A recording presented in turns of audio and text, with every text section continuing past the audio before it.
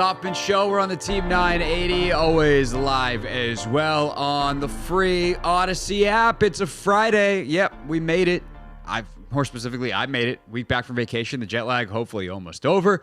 But we got a game tomorrow night, 7 o'clock. As Russell told you at the end of his show, we got post-game coverage here on the Team 980 with Denton Day. That's very exciting.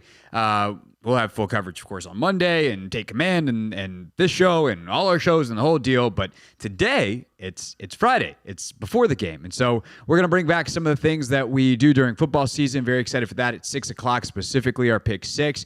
Did we Tobi Altizer, who's in for Ant today, and I picking our 6 most intriguing players of the game. And then we'll see how we did on Monday. We'll also go around the NFL at 5:30. We'll do a more of a lightning round than we usually do. We're not going to pick the games. That's what we do during the regular season because it's the preseason. And if you're picking preseason football, there are people you can talk to about that. But that's okay. We will just simply give you a rundown of when you can watch all the people that you're interested. You want to go watch Caleb Williams or whoever.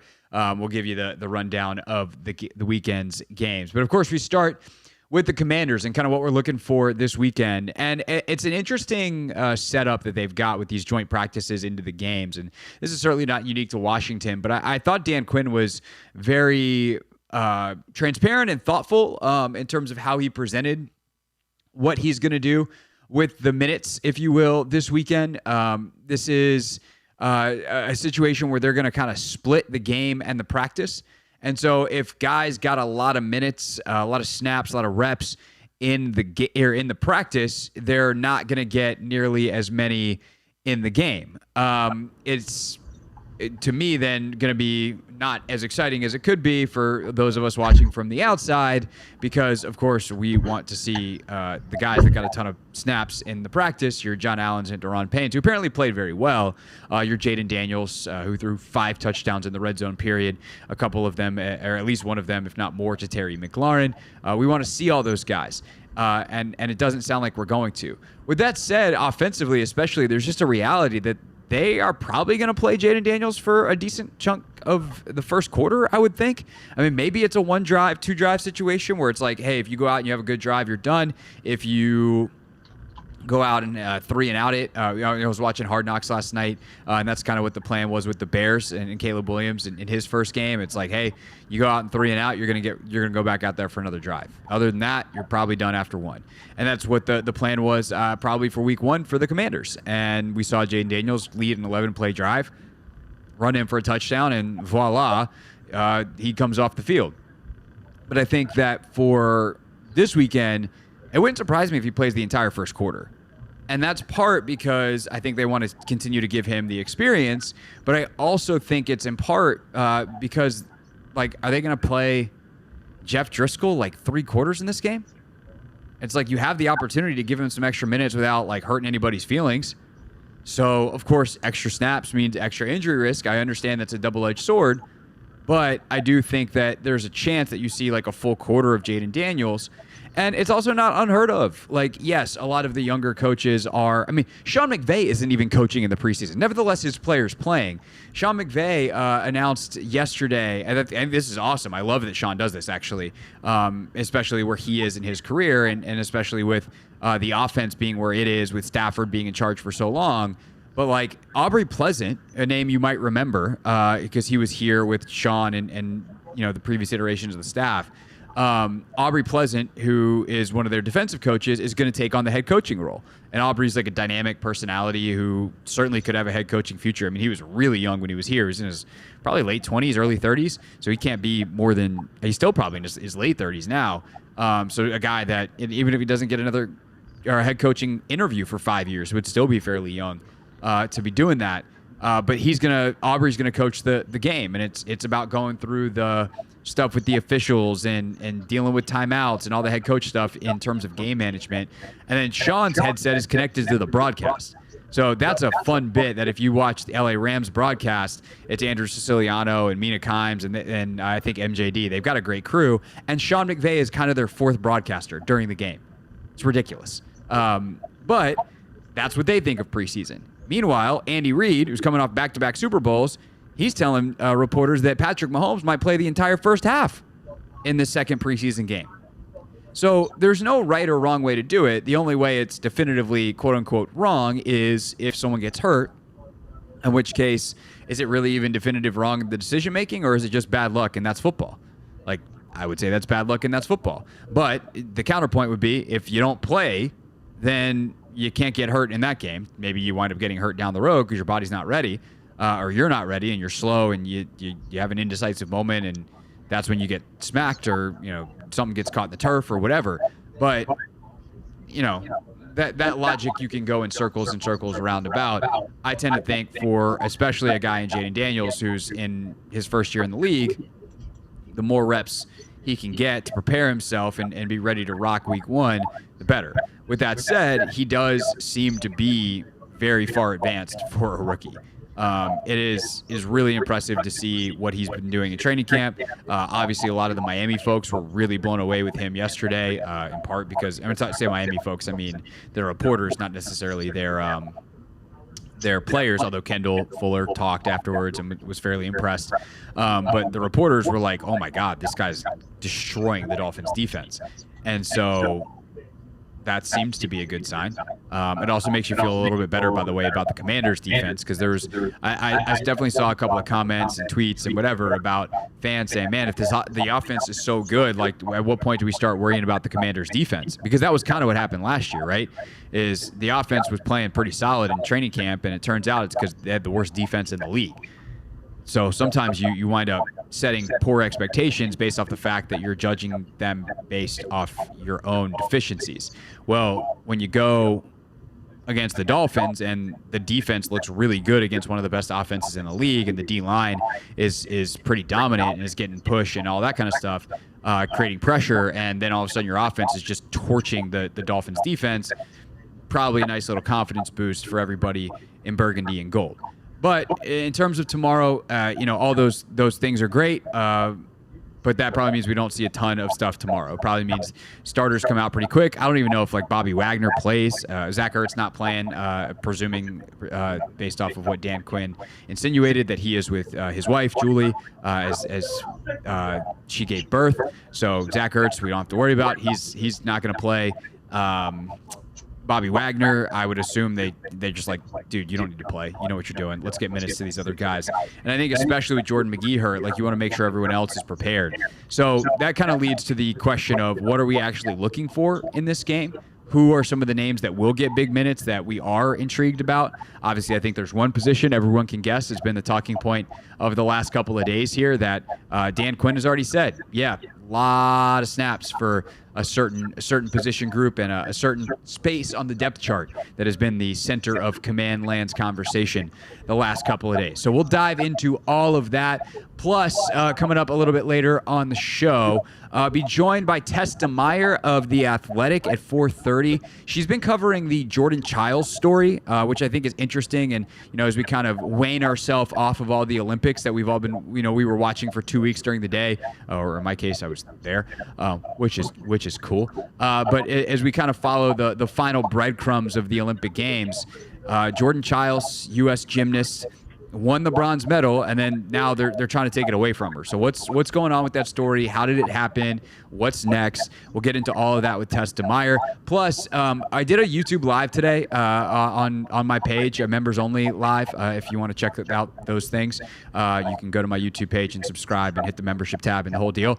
But we talked about, and it was me and my guy Tony, who's a content creator and a good friend of mine who lives out in LA, about why the LA games might stink. And I want to let you hear a little bit of what Tony had to say coming up at 4:45, and then Tobi and I will talk about it as well. 5 o'clock, you'll hear Logan's thoughts and desires for the weekend against Miami if I take command. 5:30 around the NFL, 6 o'clock our pick six. So we're loaded up. Don't go anywhere. And if you do have to go somewhere, you got the podcast. So, we got you covered however you need. It's the Hoffman Show. We're on the Team 980, and we're always live as well on the free Odyssey app. DC has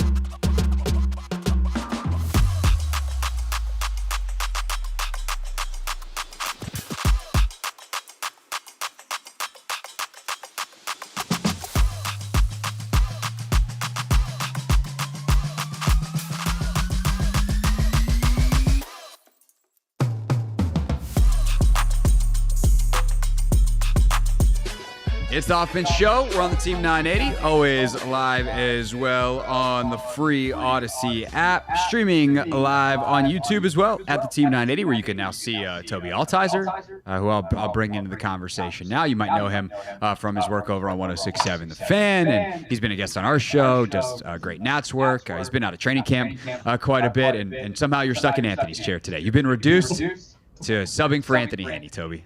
I'll take it. It's all right. It's okay for today. It's okay for one day only. You'll suffer dealing with me and my shenanigans.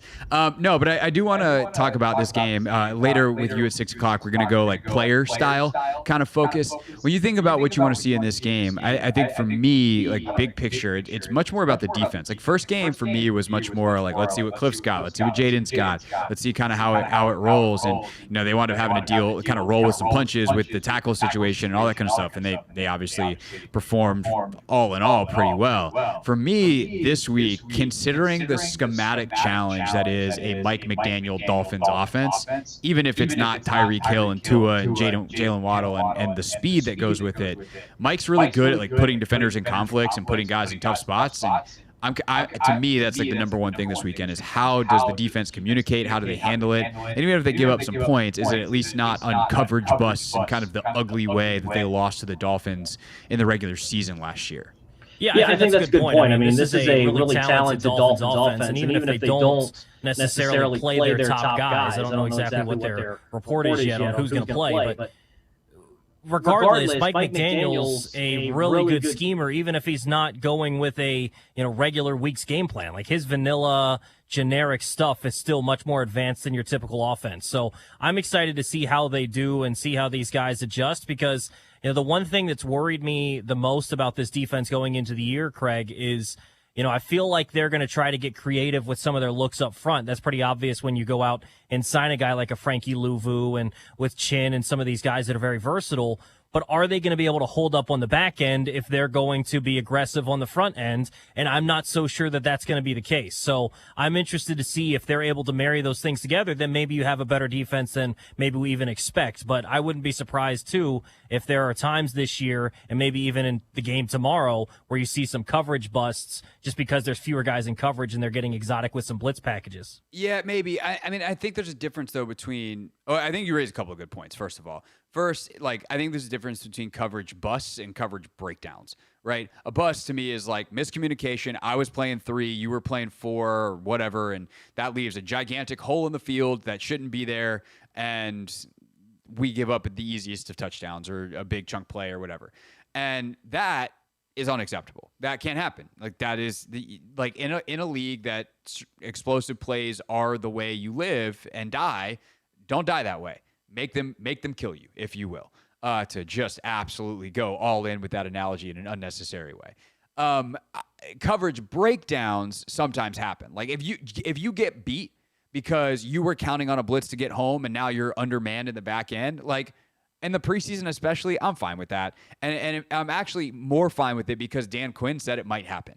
And that was, to me, one of the most interesting things I've heard a coach say in a while yesterday, where Quinn just flat out was like, I'm going to put guys in positions, we are going to put guys in positions that we would not during the regular season. We're going to stress them because we want to see what happens.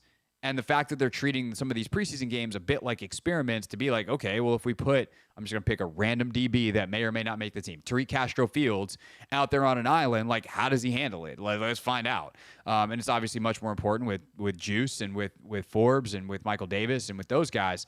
But to know, like, hey, we don't have our full defense in. We're not game planning. And so we might just call something and kind of see what happens in a given situation and see if it's an option for us, see how guys react and stress test them a little bit. So I think that's something that's interesting. But to your point, you talk about the marrying of the coverage and the pressure. That's something that Dan Quinn has relied on in Dallas the last 3 years. Like he had top 5 defenses every single year, and obviously they jump a lot of routes and they create all these turnovers. And part of that is because Micah Parsons makes life a living hell for a quarterback. And you can jump a route when you know you can't get beat by a double move because a double move takes time. And against Micah Parsons, you don't have time. And that is one of the things that I think is fascinating this year, more so than this game. This game, I have some other concerns potentially defensively. But this year is how does this defense work without an elite pass rush? Because I don't know that they're going to have one. I know Dorrance Armstrong had a really good day against Miami. I know Allen and Payne are pretty elite internal pass rushers, but it's just different than having that dog off the edge that causes havoc every single snap, like a Michael Parsons or a Von Miller in his prime, or, pick your guy, Myles Garrett. And they don't have that. So how does this defense work when you have to cover for a little bit longer, and how do they adjust the calls accordingly? Well, and I think that's why these preseason games are important. Like you said, Dan Quinn has talked about putting guys in different positions. They're going to test stuff out and see, okay, maybe this is going to work with our personnel. Maybe this isn't going to work with our personnel. And they can find those things. Because one thing that I think you can trust, at least with this coaching staff, at least I'm assuming here, is that they're going to be able to adjust as the year goes on. Like if they want to be aggressive and they try that early on and they realize that's not going to be the case, they're not going to continue to do it all 17 weeks. They're going to adjust on the fly throughout the season to figure out what works and what doesn't. And I think that's a smart point going into this sort of a game. It doesn't matter if you give up a long touchdown in a preseason game because you were trying something and clearly that's not going to be a part of the game plan going forward. So I'm excited to see exactly what they're going to dial up defensively. Not as if it's going to be anything crazy for this game, but as they go into the year, how different is this defense going to look compared to last year's? Yeah, I just imagine them giving up like a 70-yard bomb and Quinn getting to the post-game press conference like, yeah, I thought that was going to happen. I kind of wanted to see. I told Joe to call that. You guys wanted me to call plays, right? And so I'll let Joe handle it from here. That would be a funny bit. It'd be second straight funny bit after the Buzz the Tower bit from the first game with Jaden. But yeah, I mean, he might do that. Like, I mean, they're obviously not going to do it he's not going to get on the headset and be like, call the bad play. But they might be like, let's, in this situation, let's call this coverage and it's high risk. Like, let's try a blitz out. Let's do this. Like, let's put this guy on an island and see if Miami reacts. And if they do this one thing, we're probably dead. And, lo and behold, Miami will do it. And, then you're dead.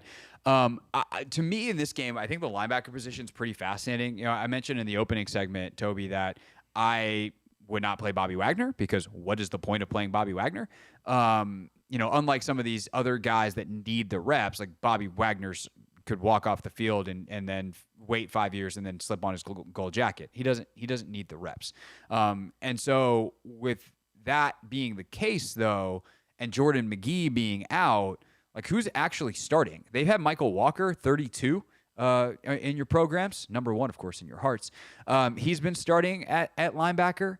And so I do wonder, like, obviously with Jamin being a defensive end now, like, what's the rotation at linebacker? How much Luvu do we see? They just like say, screw it? They're playing like nickel and dime stuff the entire game, and one linebacker's on the field, and Luvu barely plays. Maybe they get him. They've actually given him as many snaps at like defensive end in these pass rush situations because that's where he needs the reps versus off-ball linebacker where they're pretty confident and comfortable with what he's doing.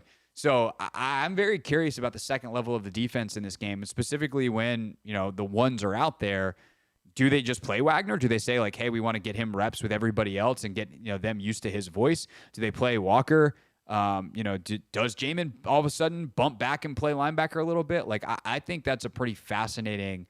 Wide receivers obviously the position I was hinting at the end of the last segment in terms of the one that everyone's been talking about. But if we take that off the board as the obvious answer of what to watch for positionally or schematically, the second layer of the defense, or the second level, I beg your pardon, of the defense is probably the most intriguing to me because I just truly don't know how they're going to handle it. Yeah, and I think you're right. Like, Bobby's not going to play, and then you've got Jordan McGee out, and Luvu doesn't fit into your traditional middle linebacker type. He's more so a weapon that can be used all over the place. And so you're looking at a Michael Walker, and, Bo Bauer was out of practice and got hurt yesterday. Right. So, I mean, you're looking real thin at that linebacker position, so maybe it is something where they have to fool around.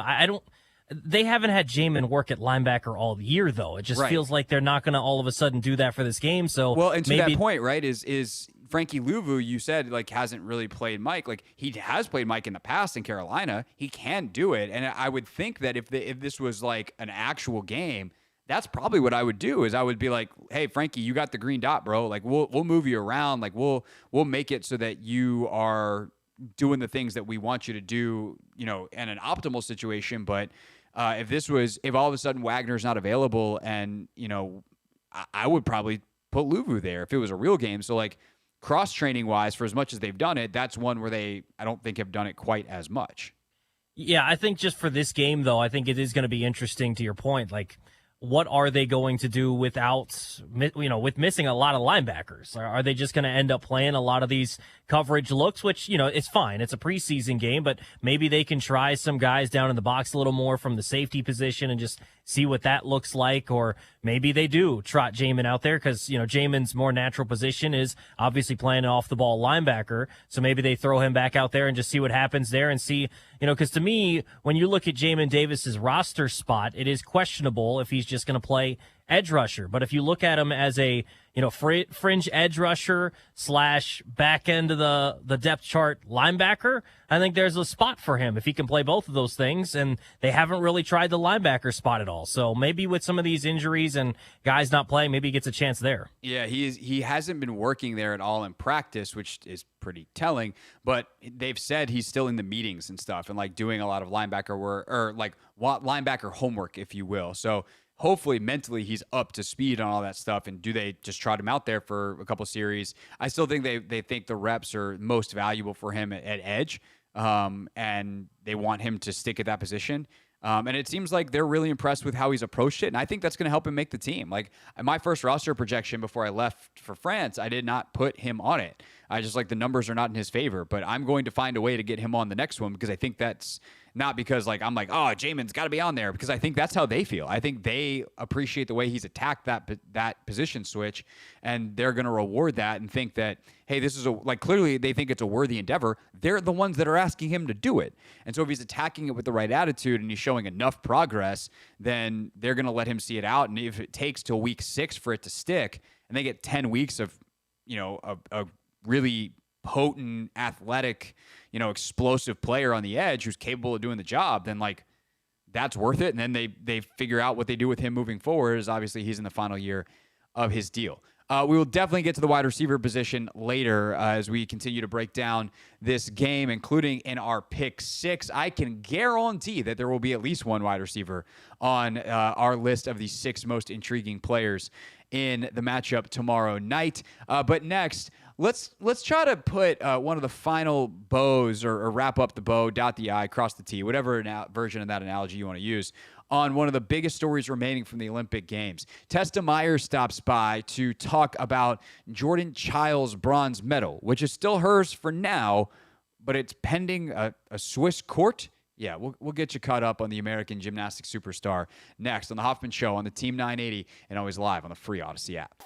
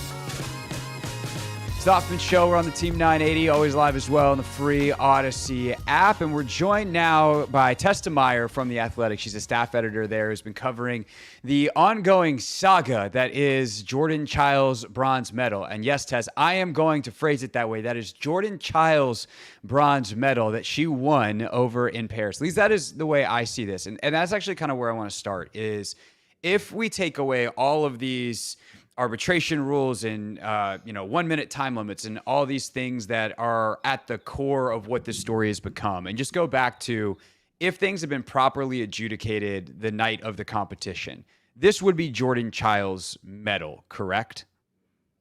Correct. As things stood at the very end of the floor final at the Paris Olympics, Jordan Chiles was in third place, and it was her bronze medal. And based off the scores of what should have been for all of the gymnasts, that is the correct outcome. Given that Jordan's inquiry submitted by her coach was accepted on the day of the floor final, yes. Okay, so the inquiry is kind of at the core of this, and so people have probably seen headlines and from you and your team at The Athletic, and watching this on whatever TV coverage it's gotten. What happened that night, and then what has been kind of the succession, and what are the chances that there is more to this story moving forward? I'm going to have to get a little gymnastics nerd on you to explain what happened that night, if that's okay. Yep, no, let's do it. That's why you're here. The inquiry process that we saw play out during the floor final is not new. We've seen it in previous Olympics. We've seen it at World Championships.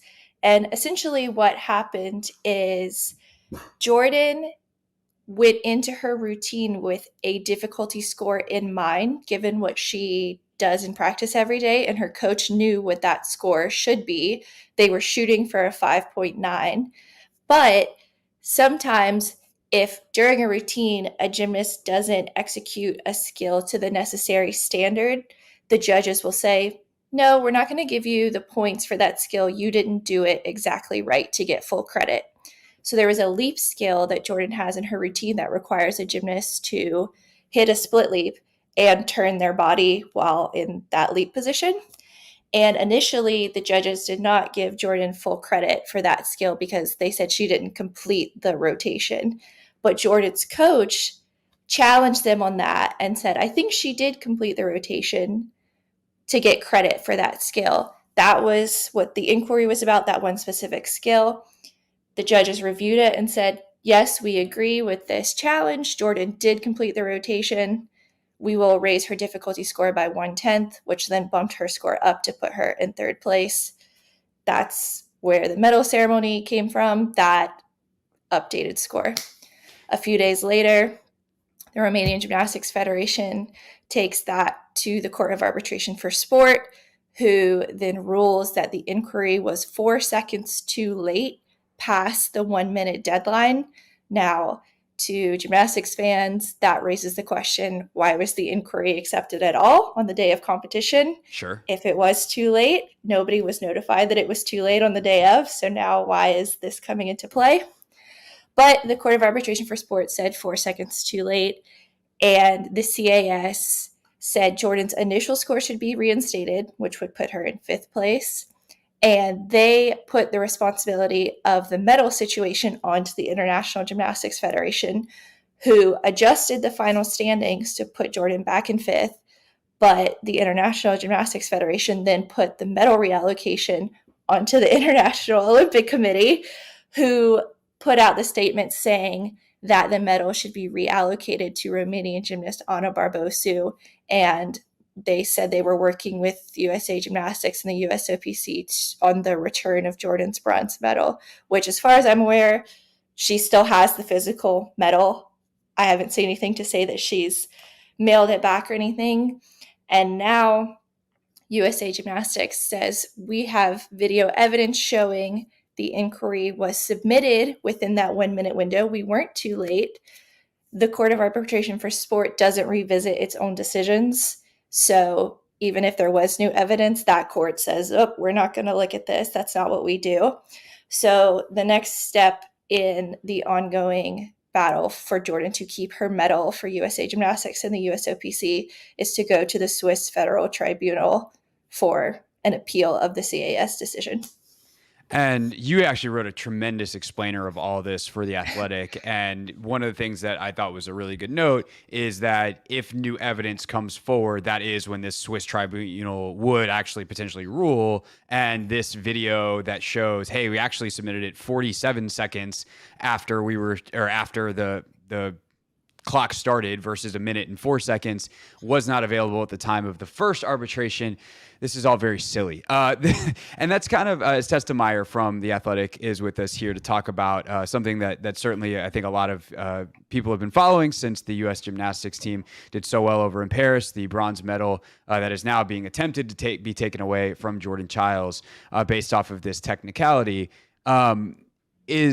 is just how convoluted this is, and yet how perfect it is in so many ways for those of us that follow, whether it's FIFA or the IOC or all of these organizations that don't want to really have the responsibility. So my question to you, Tess, as someone who follows this on a more regular basis, is a little more into the gymnastics world, is were there problems raised about this process before? Like, are people in the gymnastics world being like, oh, of course something this unprofessional, for lack of a better word, is happening? Or do people generally accept the standards and it's just they were not executed well by a number of parties in this particular situation?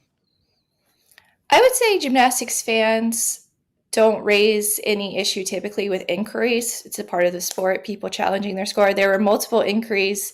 In fact, on the night of the floor final, I think all the other ones were rejected, so they didn't come into play at all. That's just something that happens.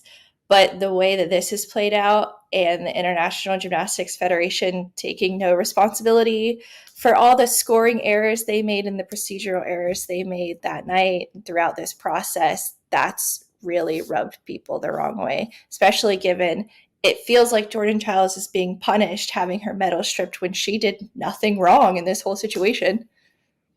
Right. Well, that would be my thing, right? Is if I'm Jordan Chiles, I'm like, all I did was go out and do the third best routine.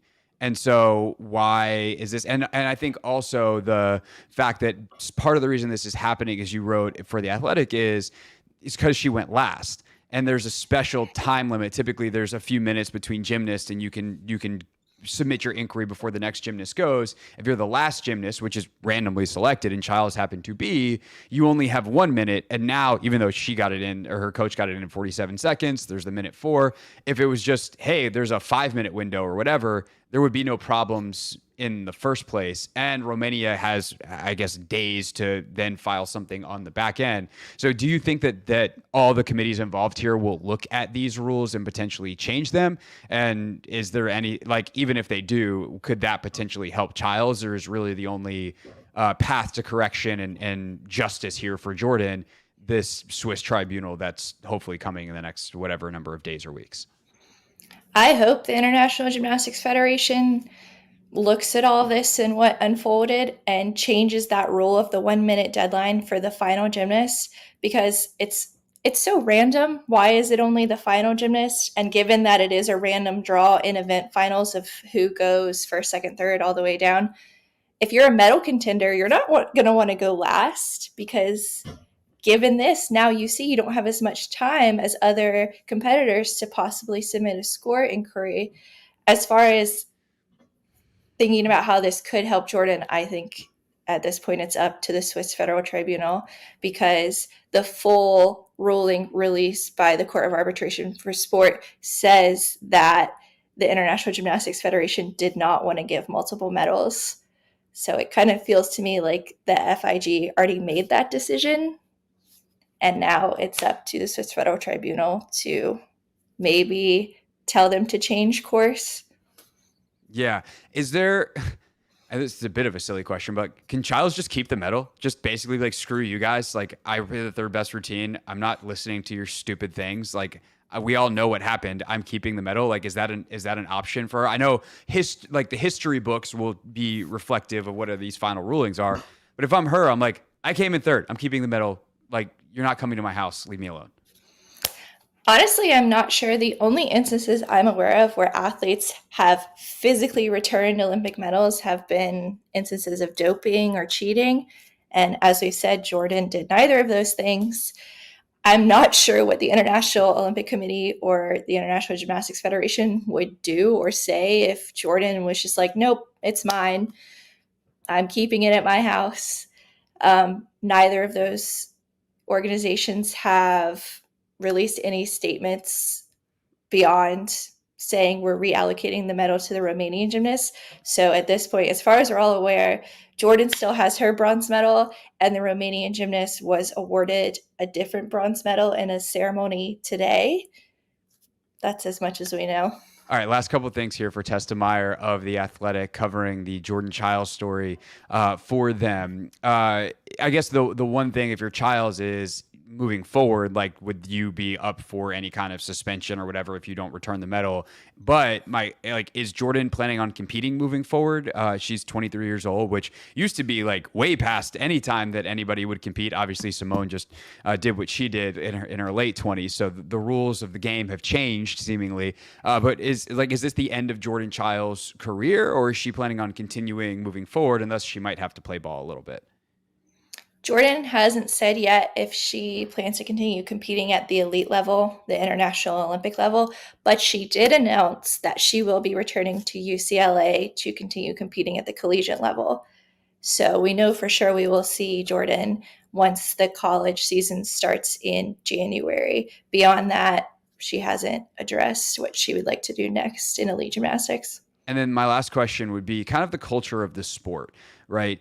I think there are some sports where, like, the Romanian gymnasts would just be like, you know what, this is crazy. Like, I lost. I'm not doing this, and I'm gonna drop my appeal. Like, I want Jordan to keep the medal because she won on the merits. Obviously, Romanian gymnastics has gone through with this inquiry on her behalf, and they seem intent. In fact, already, as you said today, it went ahead and awarded her a bronze medal.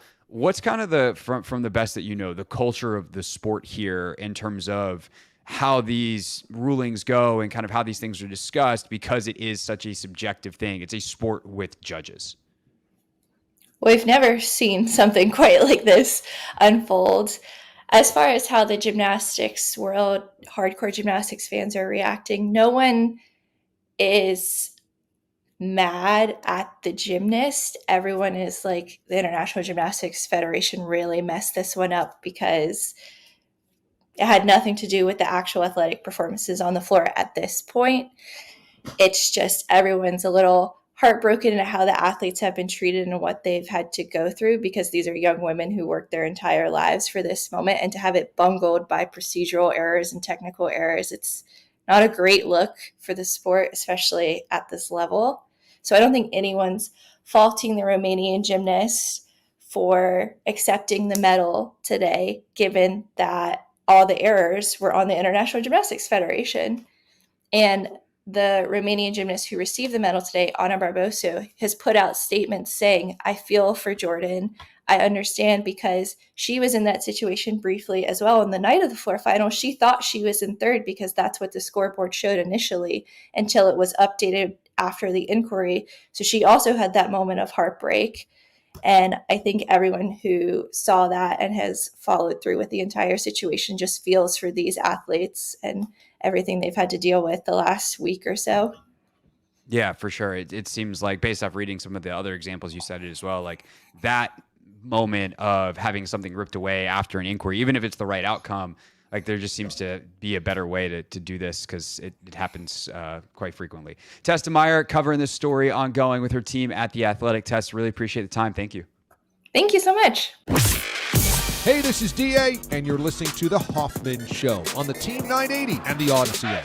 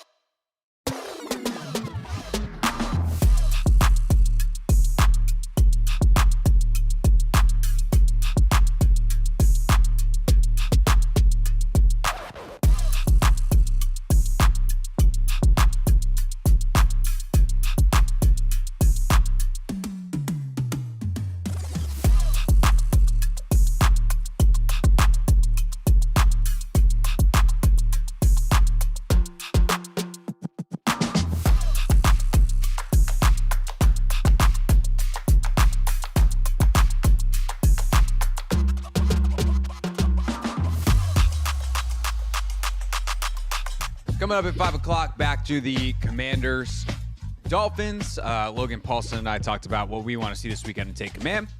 And we're going to let you hear it coming up at 5 o'clock. You don't have to go searching your podcast app. It's not that hard. You could go do it. You could be subscribed already. Maybe you already are. And then you're like, hey, man, quit yelling at me. But if you're not, we're just going to let you hear what we had to say on Take Command coming up at 5 o'clock. Right now, though, so we just talked to Tessa Meyer about the Jordan Chiles situation, kind of wrapping up all the loose ends from the Olympics. And Tobi, I got to say, as I was walking around Paris and just experiencing how amazing that experience was, there was this little bug in the back of my head that was just going, LA is going to be terrible. Because it was so easy to get around Paris. And LA is notoriously, I don't know how much time you've spent out there. I've spent enough to confirm the rumors are true. It sucks to get around Los Angeles.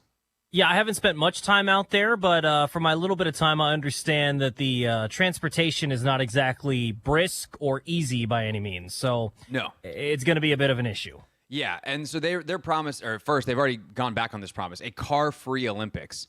Yeah, okay, in Los Angeles, and they're investing in the metro, and I hope that the public transportation in LA gets better and it becomes a more navigable city by the changes they make for these games, and it's something that can leave a positive legacy.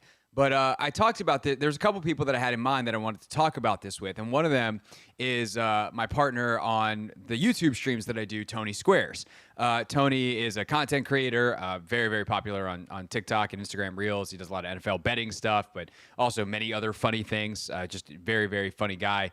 and we know each other from back in the day. And so when I do our members only YouTube live streams once a month, Tony comes on with me, and so this was like a perfect opportunity to do a live stream and talk about all the ways in which it sucked. It is up on my YouTube page. It's still behind the paywall for now, but you can either go to the paywall or wait till next week when we take it out from behind the paywall.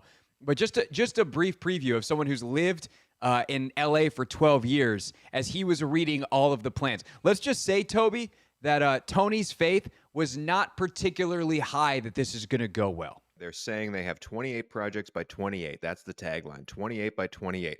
Right now, 4 years in advance, 5 of those projects have been completed, and a number of them have not even been started yet, including one that's on Vermont Avenue. You don't need to know what that is if you don't live here, but just know that 45,000 cars travel that route every single day out here, and they're planning to add a whole I believe they're calling it a determined bus lane. Basically, it's more than just painting on a road. It's like a built-in bus lane to that road. They got to shut down that boulevard to do that whole thing in 45K.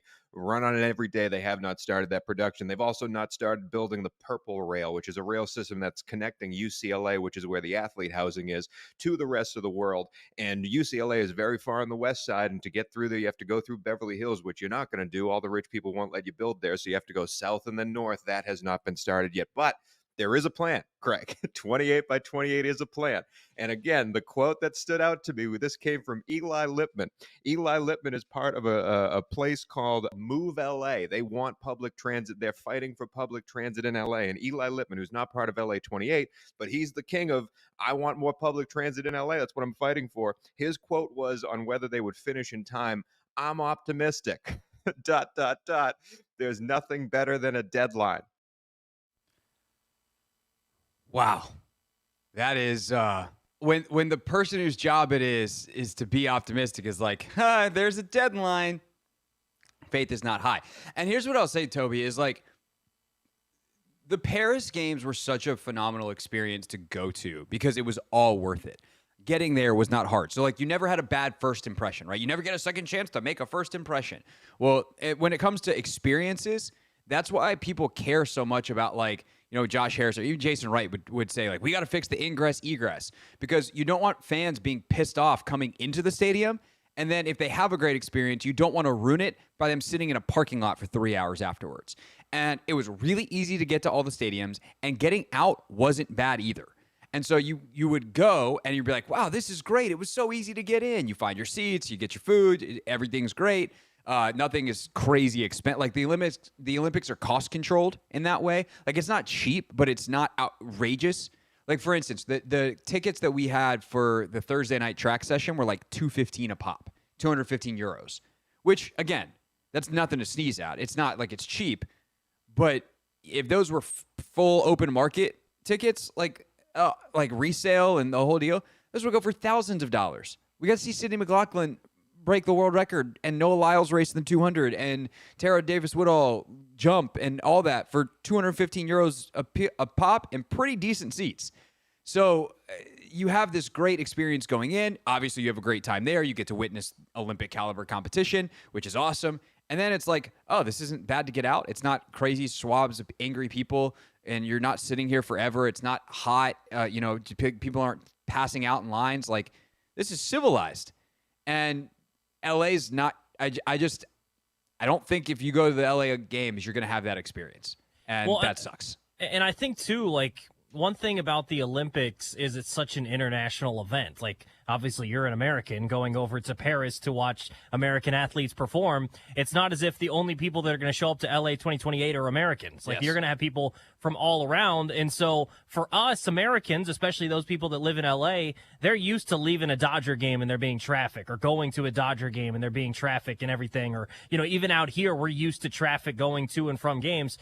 Can you imagine someone from another country coming in and trying to navigate LA for the first time when maybe this is their first time in the United States and, they're going to some big event? Like, that's going to be a huge deal. And I mean, look what happened with the Copa America and some of the craziness there. God, so it's terrible. Right. There's a lot of stuff to get right. By the way, speaking of folks coming in internationally and like my experience as an American, they speak English in France, like especially specifically in Paris. Like almost everybody is bilingual.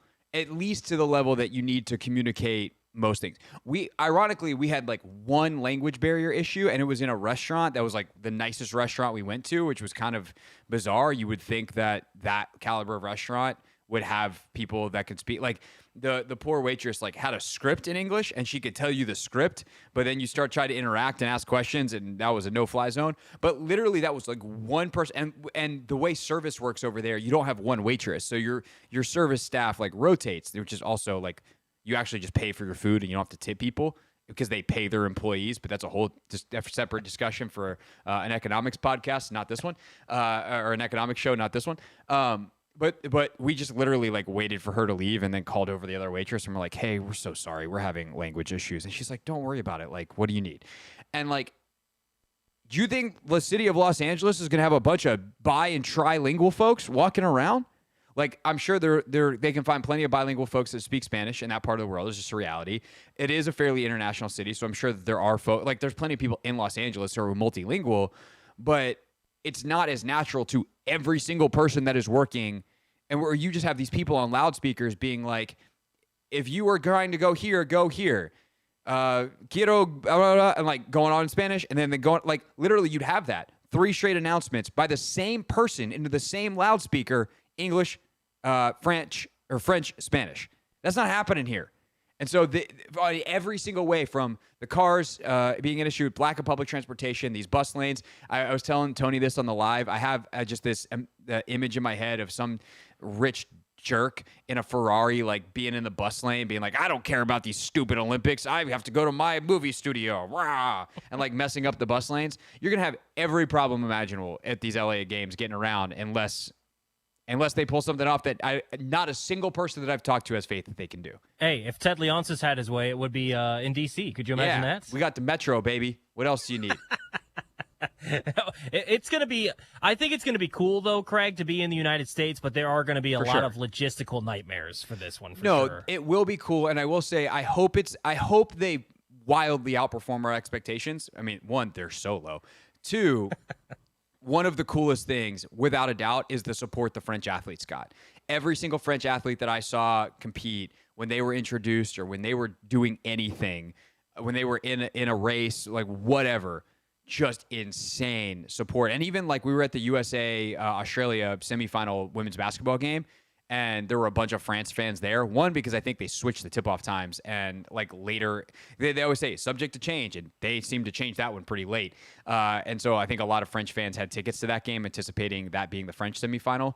But also they were playing later that night in the second semi, and like in the middle of the USA-Australia game, allez les bleus, allez les bleus, like it was crazy.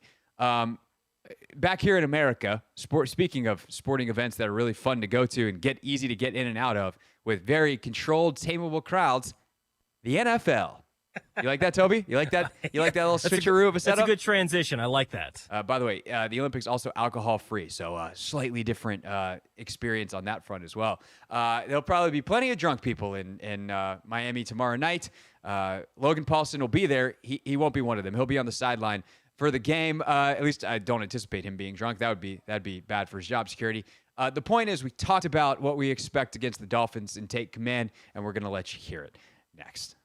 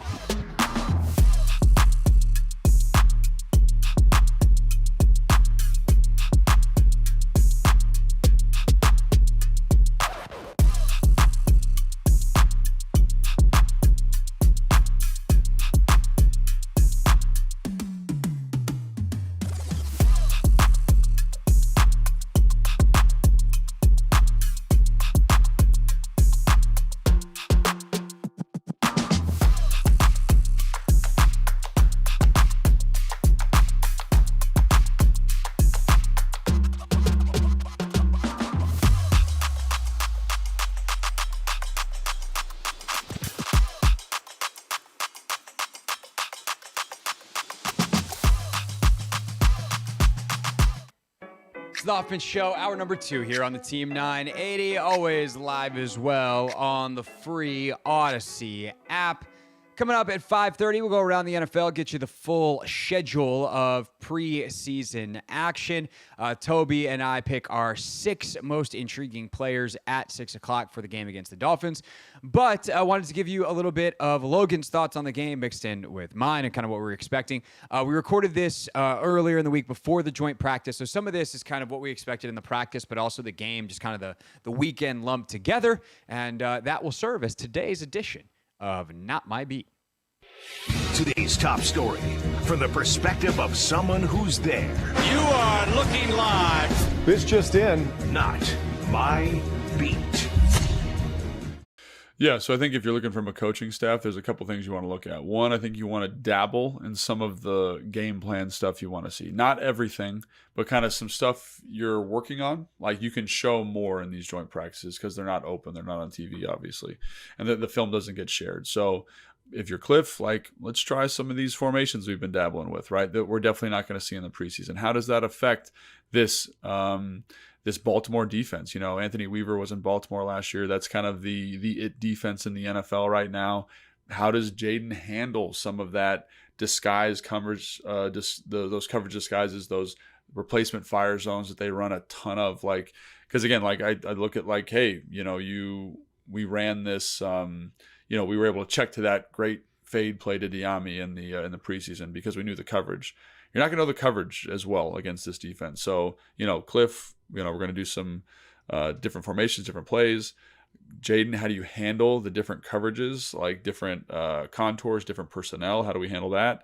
And then I think it's also offensively just a great evaluation tool. And then it's the same thing if you reverse it. It's defensively like, hey, we're going to see all this team speed. And Miami does a great job of, you know, with all these little motions and shifts. I was watching their first preseason game, and for a first preseason game, they had a lot of offense in. You know, they have so many motions and tight formations and ways to get to empty, and you're just like, man, you're testing rules for backup football players here. So you're going to have a lot of that, and we've got a lot of young players on defense. How do they handle that? How do they handle that movement? How do they handle that communication? Dan, Joe Wood Jr., literally everyone on the defense talks about how important the communication is. Like, that's where you're going to see it. You know, and I'm not so worried about, you know, Tyreek Hill burning him over the top for a touchdown. Like, I know that's something fans worry about, but I think you're worried more about schematically, general structure, how you handle some of the nuance here and how we handle some of our more advanced install versus a really good offense.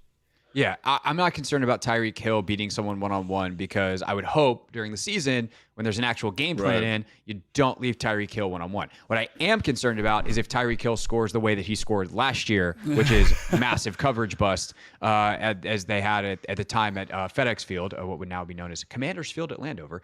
But yeah, you can't have that stuff. And I think Miami does as good of a job as any team in the league of testing that. They motion and use formations, and they obviously have the team speed that it really tests your rules because everything happens so much faster with Hill and Waddle and all the guys that they have. And so I think that communication defensively, this is kind of the ultimate test, and I'm really glad that they're having it in the preseason. And then defensively, offensively with Miami's defense, like I think the protection is obviously the biggest thing you're continuing to watch, obviously beyond what Jaden does and looking at different fronts. But you know, one thing that you're really good at explaining when we get into the season and we're breaking down film is like, oh, this alignment means I have to do this in terms of targeting this run or targeting the protection, and getting to see the Jets, then the Commanders D-line, and some of the fronts they use. But then now you have a totally different front. How does Cliff handle it? How does the O-line handle it? How does Bobby Johnson handle it in terms of making sure that everything's blocked up, whether it's in protection or in the run game? Yeah, absolutely. And I think one of the things about, Miami is they're going to be like a 3-down structure to base, you know. And so if you look at New York, they're a 4-down structure. The Washington Commanders kind of bounce between 3 and 4-down structure. So that's always good to get some exposure to people who major in different defensive spacing, because then you kind of say, does this run look okay? How do we kind of get these new calls in? And again, I credited Tyler Biadasz. He did a great job making sure those guys are ready to go in the preseason game. You know, that's a big lift for him. I'm excited. I think Andrew Wiley's going to practice. I mean, he practiced a little bit yesterday, and Dan said if he practiced yesterday, he should practice on Thursday. So hopefully we get to see him and Cosme working together and kind of see that starting group. I think obviously Brandon Coleman wants to kind of put his name in the hat for left tackle, but I think Lucas is very serviceable there. So Lucas, Allegretti, Biadasz, Cosme, and Wiley, I think, what does that actually look like? Because that was one of the big criticisms coming out of the Jets camp, is that they couldn't pass protect. But now you've kind of got your group here, right? So how does that look? Does it look a little bit better? Again, they have some juice down at pass rush. And like you said, how's the communication with the new pieces added? It should be fine, but it's always good to kind of work that through. And again, I think maybe the most important thing is for Jaden Daniels just adding more looks at different defenses to that CPU and see how he handles all that stuff. So, no, for sure. And I think for the O-line, it's like, okay, if they play well against Miami, chalk it up to the Jets being awesome. And by the way, you're missing, your top 3 tackles in those Jets practices. So which is tough. So yeah. So you're fighting an uphill battle against one of the best fronts in the league. Okay, well, there's no real shame in losing that.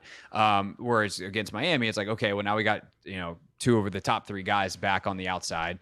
They're not as good because some of their best pass rushers are still hurt. Chubb and Phillips, like those guys are not coming back till midseason, but they do have some juice that is there and ready now. But it's a much more even fight. And so how do you perform in that environment? Then you have the game itself, Logan. Like, what do you expect in terms of reps? And one thing that I'll just flag real quick, I thought Quinn's answer yesterday when he was asked about, hey, when you were in Atlanta, 4 preseason games, now 3, how does that affect you? He talked about wanting to see specifically young guys for like a certain number of quarters to get an evaluation, which I thought was a really interesting framing, because we always just kind of talk about it as like, oh, we want to see this many games, there's many drives. And I'm sure that they thought about it on drive level, not just a quarter level. But with kind of that framing, knowing that somewhere in DQ's mind, right. And probably to an extent, Adam Peters is the one who's ultimately going to name the 53. Like, what do we expect in terms of playing time distribution?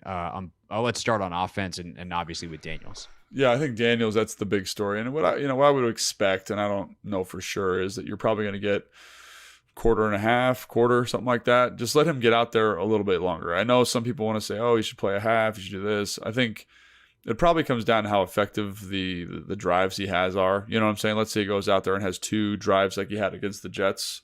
Like, he's coming off the field. Like, you're not going to leave him out there for a third. But let's say he's got a 3 and out. He has 1 good one. You probably want to see the offense out there for 1 more. So I think he's probably got, I don't know, what do you say, 15 to 20-ish type plays. You know what I mean? That's an assumption. I don't know that for sure. And that's what I'd want to see, because I want to see him out there a little bit more. I want to see him out there with that first offensive line. I want to see him out there with Terry a little bit and just kind of, again, get a little lather going, get a little sweat. Let's play some football. I think the Miami Dolphins, I would assume, are not going to put everything they've got in, but they're going to have a little bit more in. And so how does he handle some of that adversity? I want to see him get in bad spots. I want to see him get in a 2nd and long. I want to see him in a 3rd and 10. You know what I'm saying? I want to see that. And how do you think they're going to let him play a little bit as opposed to like being out there but not really playing, which is what he did against the Jets? This is what I want, but I'm a little bit dubious because I think they are being very cautious with him. So I think I want to see, but again, like if you're playing a quarter, let's just say hypothetically, you're going to get in a bad spot at some point, and then we got to play ball. You know what I'm saying? We got to play ball. We got to get a first down. So it becomes a little bit more challenging to regulate. Now they could call a draw, they could call a screen, they could do a bunch of different stuff to insulate him. But I do think that is something that I'd like to see, and I think we will see more of. Now, the degree is probably, it's probably not going to be dialed all the way up to 10.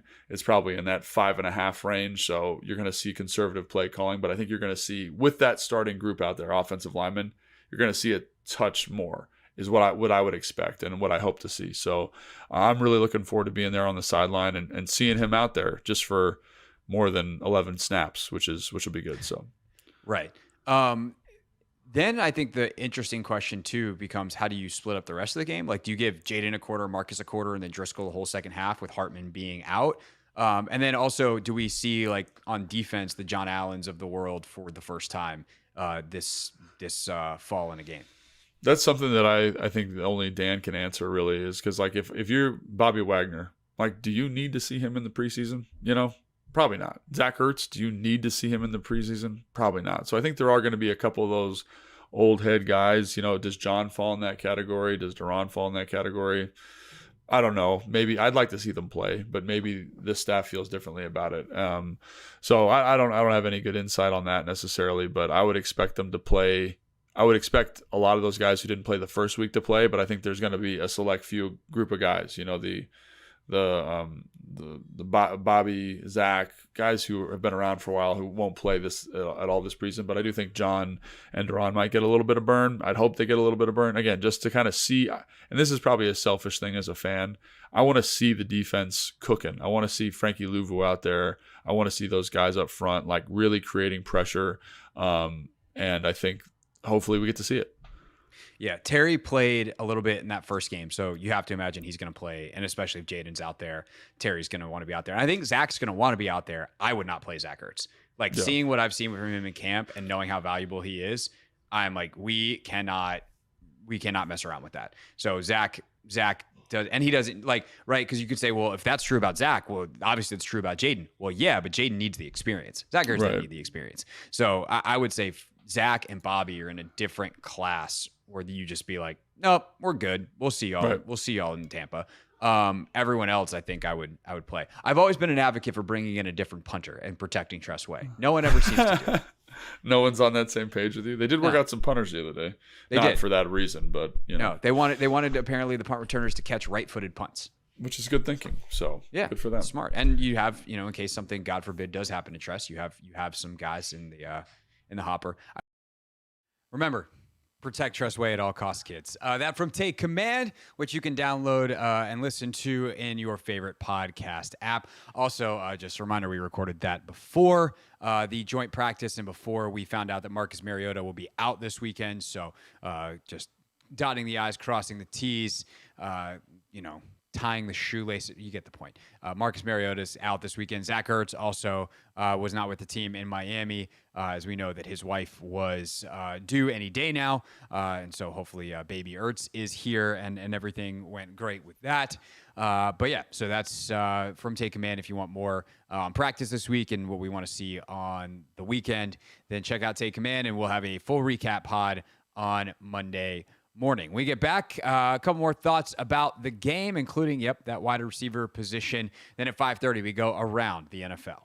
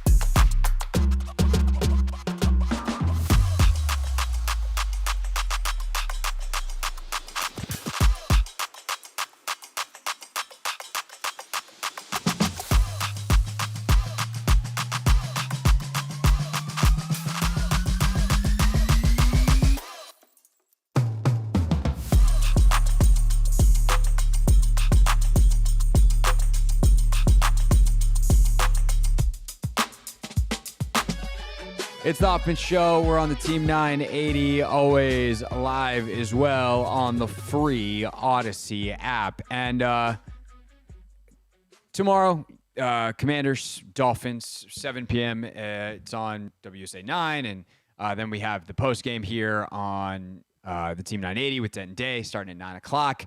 Have coverage all day long. I'm sure AWOD's got his show and all our usual Saturday weekday programming. So make sure you're locked in if you're driving around tomorrow, and then ultimately into the game tomorrow night. And one of the things that definitely is going to be interesting to follow tomorrow night is the snap counts for all the receivers. And obviously everyone's locked into Jahan Dotson and that part already. But I'm also intrigued at who else is getting snaps and where. So to color in some of the lines here, or color in some of the numbers here, like earlier in the week in 2 wide receiver sets at practice on Tuesday, Olamide Zaccheaus was outside, but Zaccheaus has also spent a lot of time inside in the slot. Luke McCaffrey can play inside, outside. Jahan has played inside and outside. And so for me, it's not just like, okay, if they happen to be in one of these formations where 2 wide receivers are on the field, which they will use. A lot of them will have 2 tight ends. A lot of them will have maybe Eckler and Robinson on the field together. There's different variations where they're in some kind of 2 receiver set. Yes, who are those receivers? But mostly they're going to be in 3. And so that the whole wide receiver 2 discussion is a little convoluted. And I know that Matt LaFleur talked about this up in Green Bay earlier this week, and someone asked about, who's your wide receiver this or that? He's like, we don't think that way. We have an X, we have a Z, we have an F, we have a, this or that, whatever their terminology is up there, and every team has that. And you have kind of a depth chart at each of those. And depending on the game and the matchups and the situations, you're going to rotate, and who gets the snaps is going to depend on what formation you use the most. And so there might be a week that because you're using, I don't know, let's say in 2 wide receiver sets, even in 2 tight ends, Jahan's the guy they want out there to pair, but in 2 running backs, they want Zaccheaus for whatever reason. Maybe it's the set of plays that's in and the routes that are going to be run. Some of those, personnel groupings then go to certain formations. And, if you can get Jahan off the ball and hidden behind a big tight end for a free release, then perhaps you are more comfortable than if you want Zaccheaus out there. Like these are all hypotheticals, but they're also, they're not unrealistic. And so I am very curious, and one thing that I would suggest watching if you want to come out of this game as informed as you possibly can, and I guess why else would you watch the preseason? It's not really for entertainment value or for the wins and the losses. You're watching because you're a sicko like the rest of us. Don't just pay attention to snap counts. Pay attention to where these guys line up. And that's going to tell us more about, I think, what they would like the usage to be during the regular season. And I'm very intrigued to see what that is, because I think that in 2 receiver sets, heavier personnel, you're going to be relying, obviously, to run the ball quite a bit out of those. That's why you have those heavier personnels. Or you're going a lot of play action. I mean, yes, you can, subvert expectations, and that stuff's really important. Of like, oh yeah, we're in 21, we're out there, or sorry, in 12, we're out there in 2 tight ends, 1 running back, and 2 receivers, and it looks like we're going to load up and run the football behind these big tight ends. Just kidding, we're in 5 wide. Like, that's a Cliff Kingsbury staple. I love when coaches do that stuff. But, if you are going to run the ball, because you can't do that all the time, you can't make that the expectation. Otherwise, you're no longer subverting it. It would make sense to have Dyami Brown or Olamide Zaccheaus out there, especially Dyami, because he's a better blocker. And if if you're not looking for the world's crispest route and you're looking for a go ball off of a play action, getting Dyami out there to do that makes a lot of sense. But does that mean he's wide receiver 2? Not necessarily. And so I think that paying attention to the usage, paying attention to where these guys line up is hugely important, who they're on the field with. It's the kind of thing that, if we really wanted to get deep into it on Monday, you might chart it. That sounds like a lot of work, so I don't know that we're gonna do all that. But some of the service, like a Sam Fortier might do that because he's got access to cool fancy tools through some of the stuff that the Post subscribes to in terms of the data that you'll read in his articles, for instance, from True Media. But the wide receiver thing is not as simple as, there's 2 wide receivers out there, it's Terry and Alameda. Jahan's lost all respect to this coaching staff. Jahan's at risk to get cut. Like, none of that is true. The other thing with the receiving pool, though, that I think is interesting and worth mentioning is who's returning punts? Because in the first game against the Jets, it was Zacchaeus was the number one punt returner, and then Davion Davis was the second. Do they rotate that this week? Does Jahan get a shot at punts in a game? We haven't seen that yet. Does Crowder resume being the number one guy? Because in practice, he's typically taking the first reps. So is Crowder the guy that's back there? Like, the punt return thing is also fascinating because DQ specifically said special teams will play a role in how this receiver room shakes out. And Jahan doesn't do anything on special teams, but theoretically return punts, something he hasn't done at all in the NFL, but has been a part of the rotation of guys catching them and returning them in practice. So I would love to see Jahan back there catching punts. Like, hey, he's really good with the ball in his hands. That hasn't changed. So let's see. And in some ways, like, that would make me more encouraged about what they think of him versus less. So yeah, we'll see how that plays out coming up tomorrow night. Instant reaction with Denton Day after the show or after the game, starting at 9:00 here on. Actually, that would be before the end of the game, but starting at 9:00 here on the Team 980, kind of after a lot of the starters leave the game for sure. And then we'll have full reaction on the show Monday, starting with a 1st and 10 off the top of the show. When we get back, we will go around the NFL. Then coming up at 6:30. At 6 o'clock, we will have our pick six at 6. Tobi, who's in for Ant today, and I will pick 3 players each on who we're most intrigued to watch this weekend. And then this just crossed the wire, if you will, crossed at least my news feed. ESPN has their football power index, and they used 20,000 simulations to predict the floor and ceiling for each team. And I cannot believe what the ceiling is for the Commanders. We will get to that at 6:30 here on the Team 980.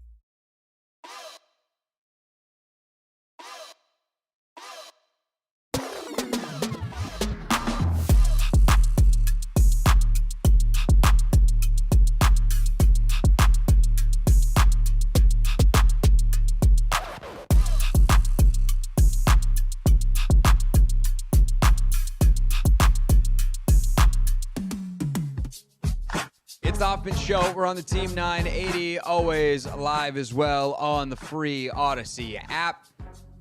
Coming up in a little bit, our pick 6 at 6. Our weekend preview before that. Right now, though, it's time to go around the NFL.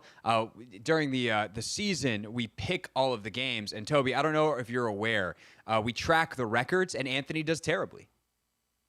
That's like how it actually works. It doesn't surprise me. Yeah. Why do you say that? It just doesn't surprise me. It just doesn't surprise me with Ant. It just doesn't surprise me. He occasionally just goes off the deep end, and you're like, he has 1 week a year where he picks 2. We don't even pick against the spread. It's straight up, and he's had like a 2-11 week or something like that. I feel good when I worked still out in Milwaukee.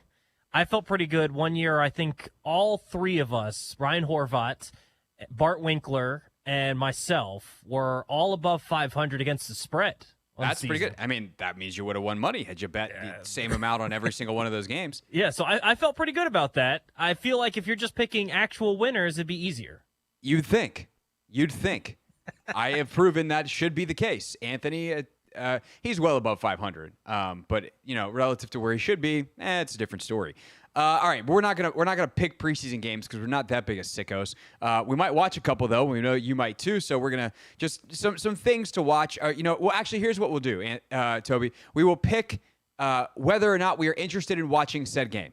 If we are sitting in front of our television tomorrow with nothing else to do, would we go, yeah, I'll watch that?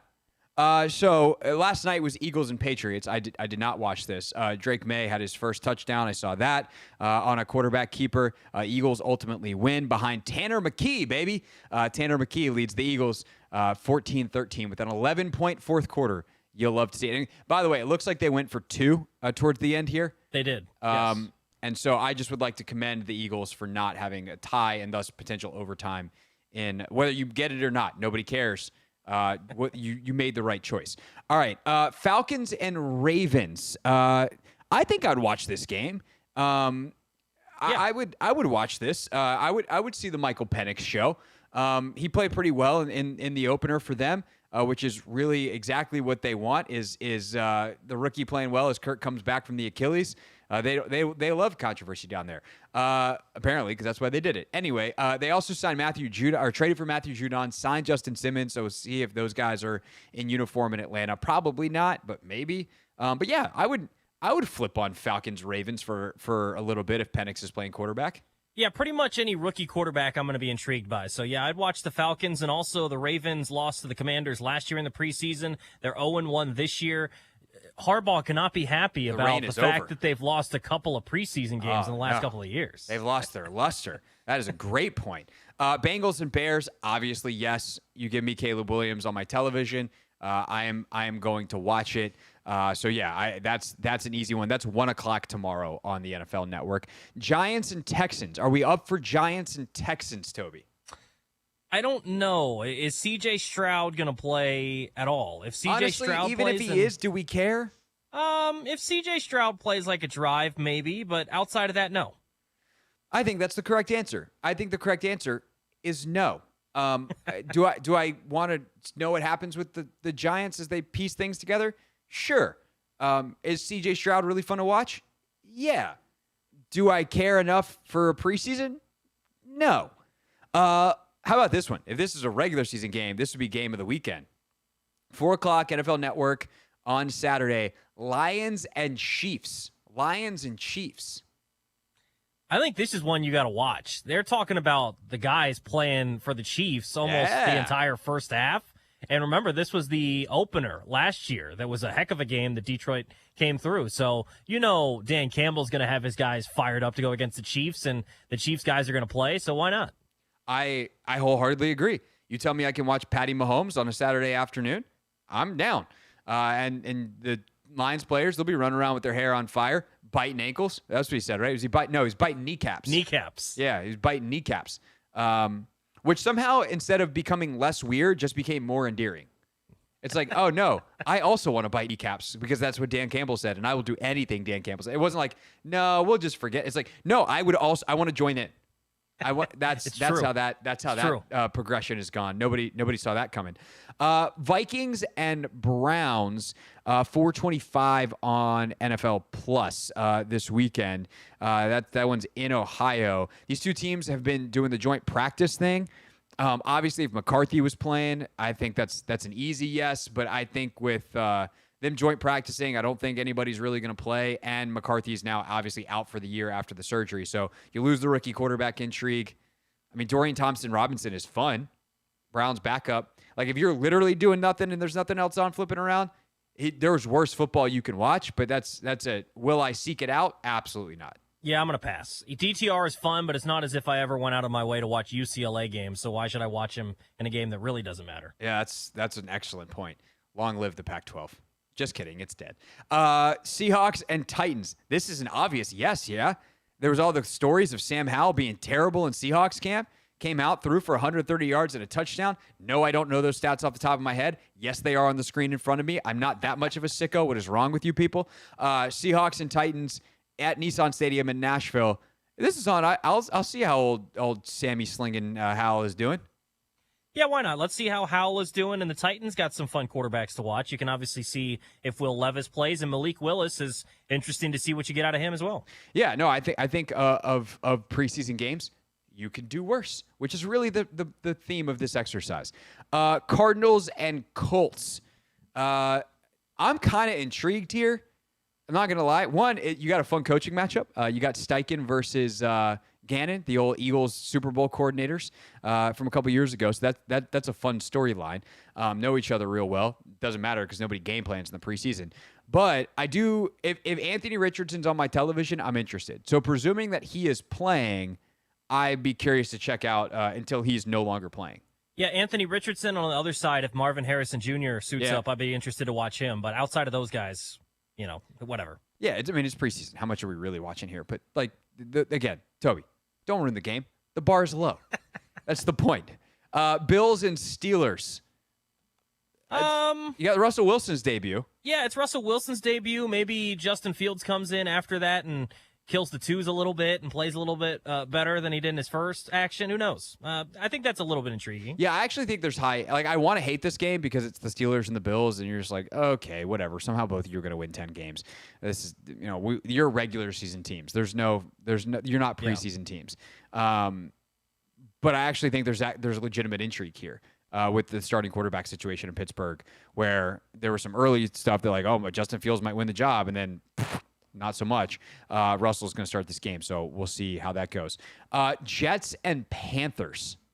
If this was a regular season game, I wouldn't want to watch. The fact that it's preseason actually makes it more intriguing to me. You know what I'm going to do during this game, Craig, is I'm going to read Ian O'Connor's book about Aaron Rodgers. No, you should not support anything about Aaron Rodgers. I know your Packerdom is interested. I get the intrigue we all like to watch a train wreck way, but I can't support the man. I'm intrigued to hear what that has to say. Is Bryce Young going to play? I don't quite understand why he didn't play in the opener.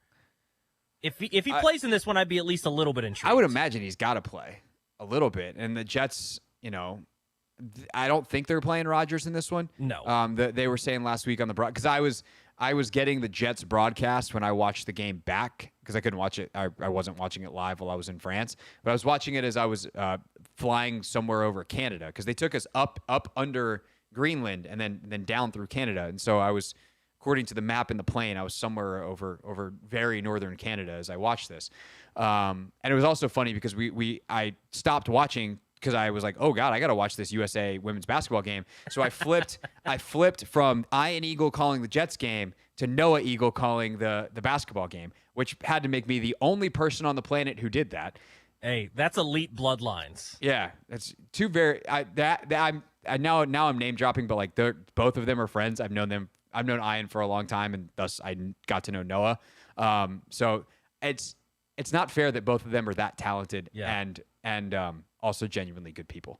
Fantastic. I hate you, Eagle family, my dear friends. Anyway, the point is, they were saying on the Jets broadcast that Rodgers might play in the third one, probably not in this one. So for the Bryce Young factor, sure. 7:05. If I can watch the Rams broadcast of Rams Chargers, I'm interested because Sean McVay takes part in the broadcast during the game.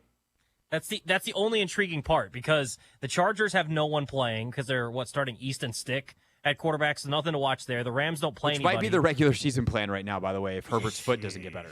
Yeah, and the Rams don't play anybody. That's a McVay thing. So literally the only reason you would tune in is to hear McVay on the broadcast. So if you get the Chargers broadcast, sorry, you're going to have With to all due respect, I'm sure their broadcasters are great. Yeah, I'm sure it's great, but give me the Rams broadcaster, I'm completely out. You tell me I get Siciliano, Mina Kimes, MJD, and Sean McVay. Yeah, I'm in. I'm 100% in. I'll watch the whole freaking game. I'll know the Rams' entire roster by the end, and that Sean McVay is excited about every single one of them. Because that dude just loves ball. The best part is at some point you'll probably get Sean McVay name-dropping what play call he called back in 2014 or something like that. Yeah, it was third down, and we had a Hulk right. Yeah. That wasn't a good McVay, but you get the point. 7:30 on Saturday night, Bucks and Jags. No thanks. No, pass. Cowboys, Raiders, 10 o'clock on NFL Network Sunday night. Probably a pass as well. Yeah, Trey Lance, moderately intriguing. Couldn't care less. Okay.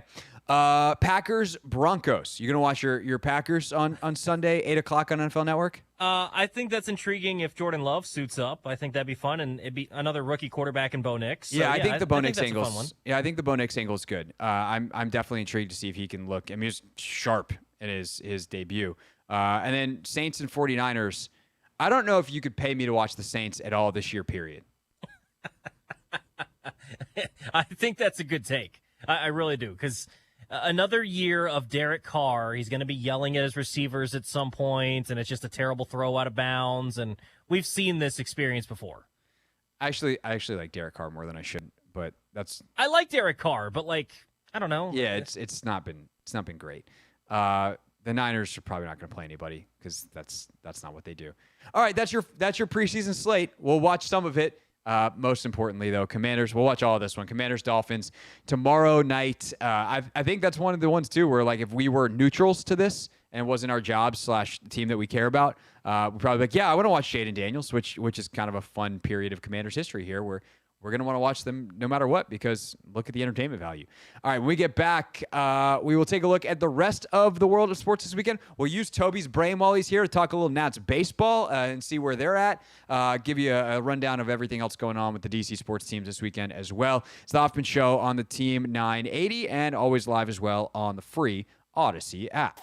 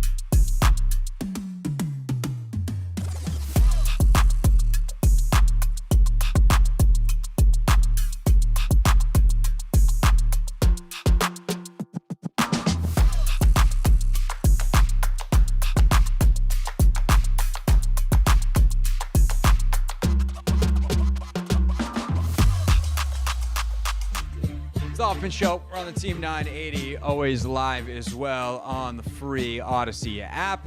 Coming up 6 o'clock, our pick 6. If you have found the show since the end of football season, one of the things we do during the season is Anthony and I will pick 3 players each. Sometimes I let him pick first, and sometimes I pick first. But 6 players that we're watching over the weekend, 3 each. When we did the Take Command pregame show last year, we then used that list on the pregame show, and then Logan would incessantly, or not incessantly, that's not the word, inevitably make fun of Anthony's selections. Not because I set him up. I just be like, here's our list. And he'd be like, who picked this? And I'd be like, that one was Anthony. And he'd be like, oh my God. So that's a tradition. Tobi Altizer in today for Ant. And so we will have our picks coming up at 6 p.m. Right now, though, Tobi, I would like to lean into what you are best known for around these parts, which is covering the old Washington Nationals. It's our weekend preview, which is brought to you by nobody. We can get that sponsored, Craig. We've been trying. We say this every week. It's our weekend preview brought to you by. Maybe I just need to have a weekly appearance to break down some Nationals, then we can get it sponsored. Tobi, if you're going to bring the cash, you are invited. I mean, you're invited anytime anyway because we like you. But especially if you're going to bring extra money, come on, buddy. Where you been? We're all down for that, Craig. We're all down for that. We're all down. Yeah, this wasn't like a, hey, you bring me the money type of thing. You bring us the money. You're a part of us. But no, Tobi, host of the Bust and Loose Baseball podcast, has been out there at Nats Park doing the Lord's work all year. So, Tobi, this week they got Philadelphia up in Philly. What are you looking for kind of, not so much this weekend, but as we kind of check in on the Nats here, as we tend to do on this show, which is mostly inviting you and telling us what we should be watching for. What are you watching for in the final month and a half of the season here? Yeah, it seems like a lot of these young pitchers. So, Craig, the reason that the team was hanging around for so long in a sort of not real wild card chase, but they were there when you'd look in the standings, is the pitching was really good. The offense was, kind of shoddy. It was here or there, but, they've moved on from a couple of guys on the deadline and the offensive side, specifically Lane Thomas.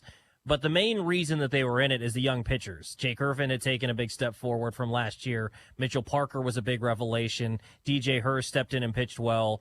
And so a lot of these young guys, and Mackenzie Gore was pitching phenomenally at the beginning of the season. So a lot of these young guys were really, really good early on. Now it seems like a lot of these guys have hit a wall. Mitchell Parker last night gives up 9 runs. Like, that's obviously not good. Nope. Jake Irvin's run into some rough luck here recently as well. Mackenzie Gore, basically going on now 2 months, has been in a rut. So a lot of these young pitchers are kind of hitting a wall. You'd like to see, them mix in an encouraging start once or twice here down the stretch just to get things going in the right direction going into next year. So I think that's the big thing, watching them. And it's just continuing to watch these young guys, whether it's C.J. Abrams. He had a fantastic April and a pretty bad May. He had a fantastic June and a pretty bad July. And it's kind of been somewhere in between in August. So if he can maybe find a little more consistency, James Wood is looking like a really good player out of all the guys that have gotten called up this year from kind of that ilk of really elite prospect.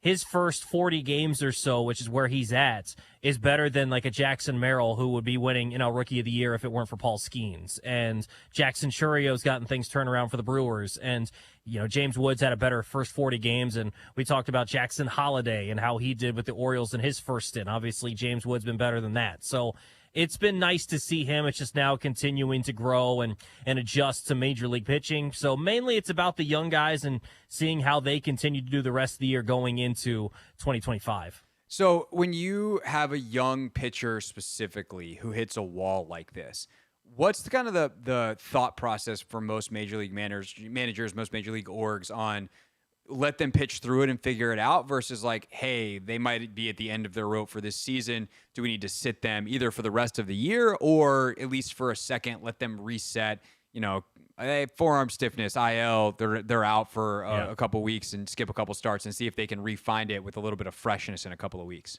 Yeah, I think it really just it's determined by what they look like on the mound. If their, velo's down, then obviously you're going to need to sit them down for a while. But if it's just something where they've hit a little bit of a wall where they're going through it and it's not necessarily anything physical, I think sometimes you just let these guys pitch through it, and the Nationals are in a spot where you can do that. If they were to lose the rest of the games this year, it doesn't matter. They're not in a playoff hunt. So they have the luxury, at least now, of just letting these guys kind of pitch through it. I think for some of these guys down the stretch, maybe you'll skip a start, something like that. Maybe you'll skip their spot in the rotation. And I think once it gets to September, maybe they bring up another pitcher to make a spot start to push a guy's day back or, 1 day or two. So I think they're going to find ways. I mean, you're already seeing it with a guy like DJ Hers, where for the most part, they're sending him out there and he's not really throwing more than 80 pitches at this point. So I think they're already taking that really into consideration.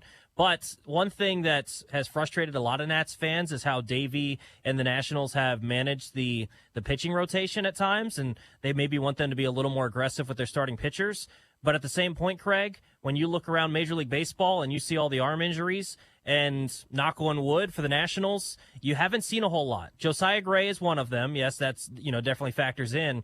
But over the last couple of years, last year, I think they had the fewest starting pitchers in the major leagues. They just didn't have a whole lot of guys have to start. They had their guys stay healthy. And for the most part this year, it's been the same couple of guys with, a couple of injuries mixed in with like a Trevor Williams and a Josiah Gray. So for the most part, they've done a good job of keeping their guys healthy. So whatever they're going to do down the stretch here, I think you got to trust it. Yeah, for sure. All right, if you want more coverage of that and everything Nats, Bustin' Loose Baseball is the podcast. You can check that out twice a week, Toby? Twice a week, yep. Twice a week for you guys. So just search Bustin' Loose in your favorite podcast app. Rest of the weekend around the DC sports world, of course, Commanders tomorrow night. We've been talking about that. We'll get back to it at the top of the hour. Huge soccer weekend, Toby, at Audi Field. Arsenal in town for an international friendly. The Spirit will not have their four members of the U.S. women's national team, so no Trinity Rodman, Casey Kruger, Hal Hirschfeld, or Croy Bethune. But new signings could play, which I think one in particular is hilarious. Esme Morgan, who is coming over from Manchester City, 23-year-old defender. Toby, she played at Manchester City for 9 years, from their youth academies all the way up. She's only 23, so she's been playing in Manchester City basically her whole life. She comes over here, and her first game, presuming that she plays this weekend, is against Arsenal. Wait, why did you guys follow me? What the hell? So I think that's a funny bit. But you also, the player that I think we'll definitely see based off head coach Jonathan Heraldez' comments today is Lacey Santos, who scored a couple times in the Olympics for Colombia. Heartbreaking loss for Colombia against Spain, and I think it was the quarterfinals of the Olympics. But Santos back with the team, or actually making her debut with the team. So that should be really fun to watch. And there's still plenty of talent on that roster, even without the Americans that will be back next weekend as the regular season resumes against Kansas City, which would be the first versus the third place team in the NWSL. Mystics back at home for their first game tomorrow as well. They take on the Lynx, 2 p.m. at ESA in the afternoon. So looking forward to that. Last night they lost in Minnesota. Big fourth quarter for Nafisa Collier, speaking of gold medal Olympians. That is your weekend preview, which, Toby, is brought to you by... No one. Yeah. It's us and EJ's Nito stat of the night. But, it's good company. When we get back, pick six time, who are we most intrigued to watch this weekend? We will tell you for the Commanders next.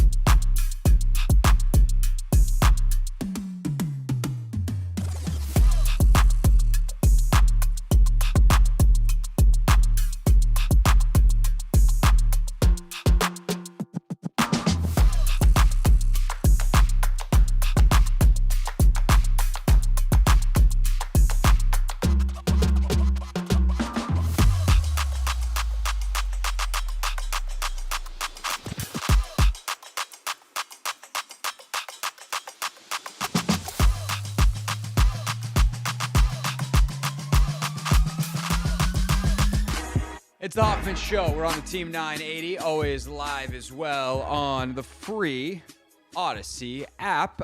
6 o'clock here in Washington, D.C.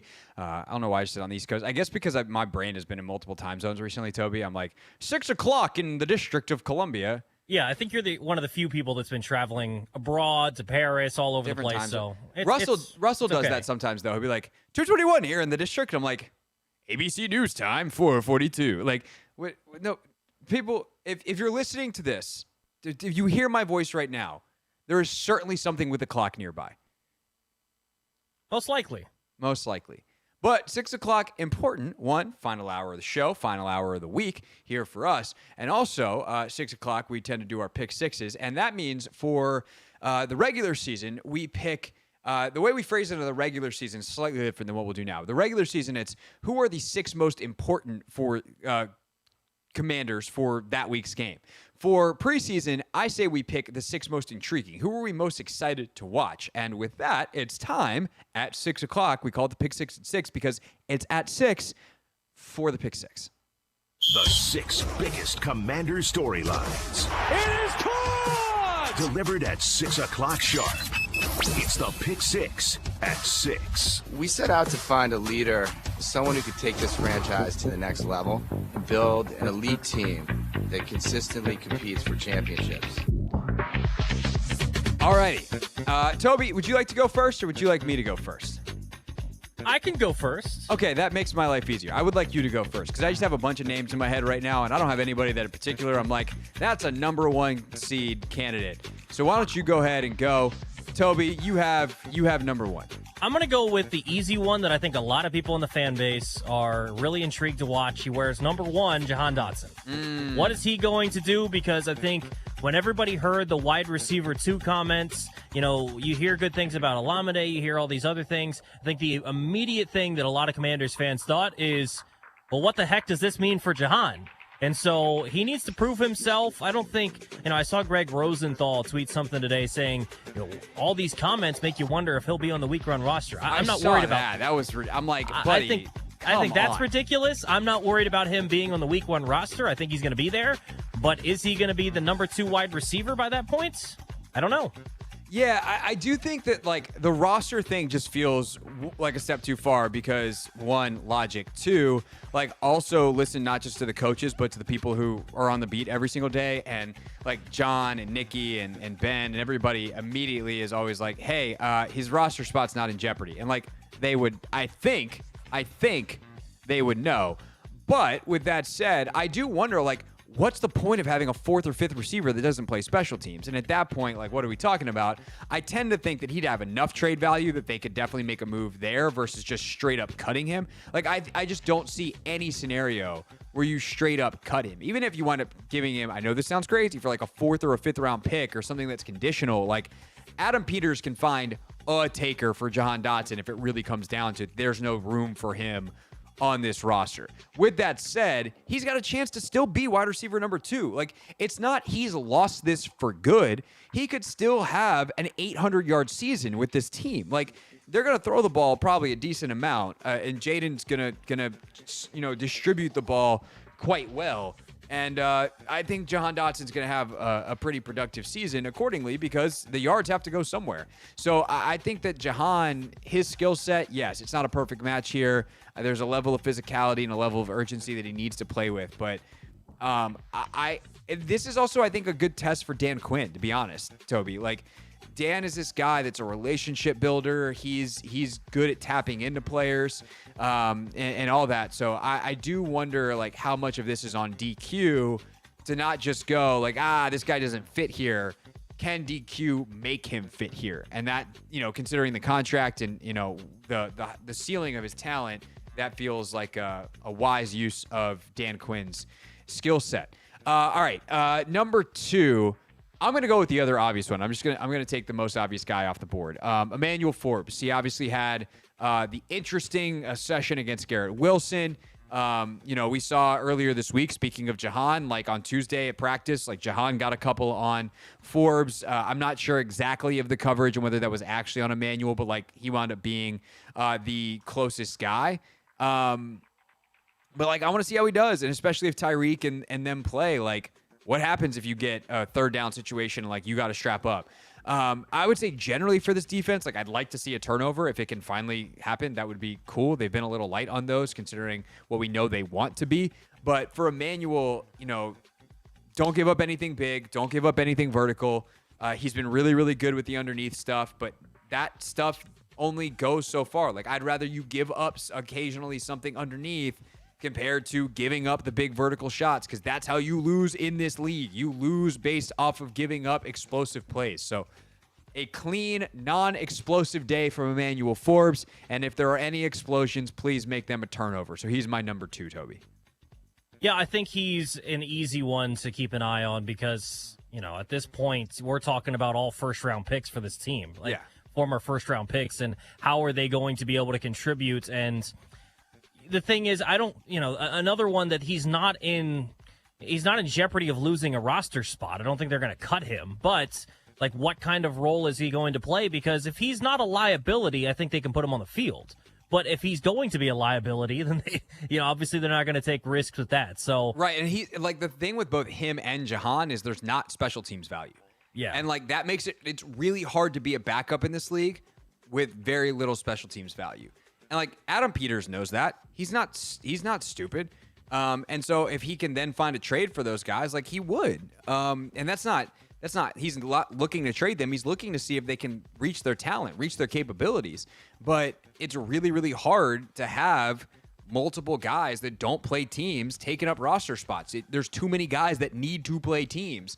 And I also wonder, I'll save the thought I just had because I'm going to name another guy next that lets me unlock it potentially. So unless you name him first. So I think I know who you're going to go with. I'll save it for you. I'm going to go with Tyler Owens. He's it's not who I was going to say. I didn't think it would be. Okay.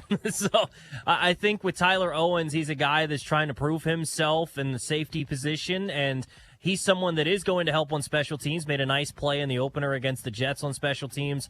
I believe gunning on the punt return. So if he can continue to go out there and prove himself, these are the fun stories for preseason. For a lot of them, it's when there's a rookie quarterback, that's obviously the number one storyline. But a lot of times, I think the thing that people care about is why Hard Knocks is so popular as well, as these guys on the back end that are getting a chance to possibly live out a dream. Tyler Owens is one of those guys for the Commanders that's fighting for one of those last roster spots. And, maybe even if it's just a practice squad spot, that see if he can work his way into the league down the line. He's been impressive. Everyone you talk to, everyone you hear about, he stands out. So here's another real chance for him to prove himself. I'm excited to see what he can do. No, Owens is a great one, and I will use him as kind of a jumping off point to talk about the safety position in general, which is they're in a numbers crunch there in a good way. Like, there's other positions where you're like, man, do they got enough? Or like, man, there's a bunch of different ways they can go. They've got too many good safeties. And I think because they have so many different guys in different roles, it's going to make it really difficult to figure out, like, what combination of players do we want?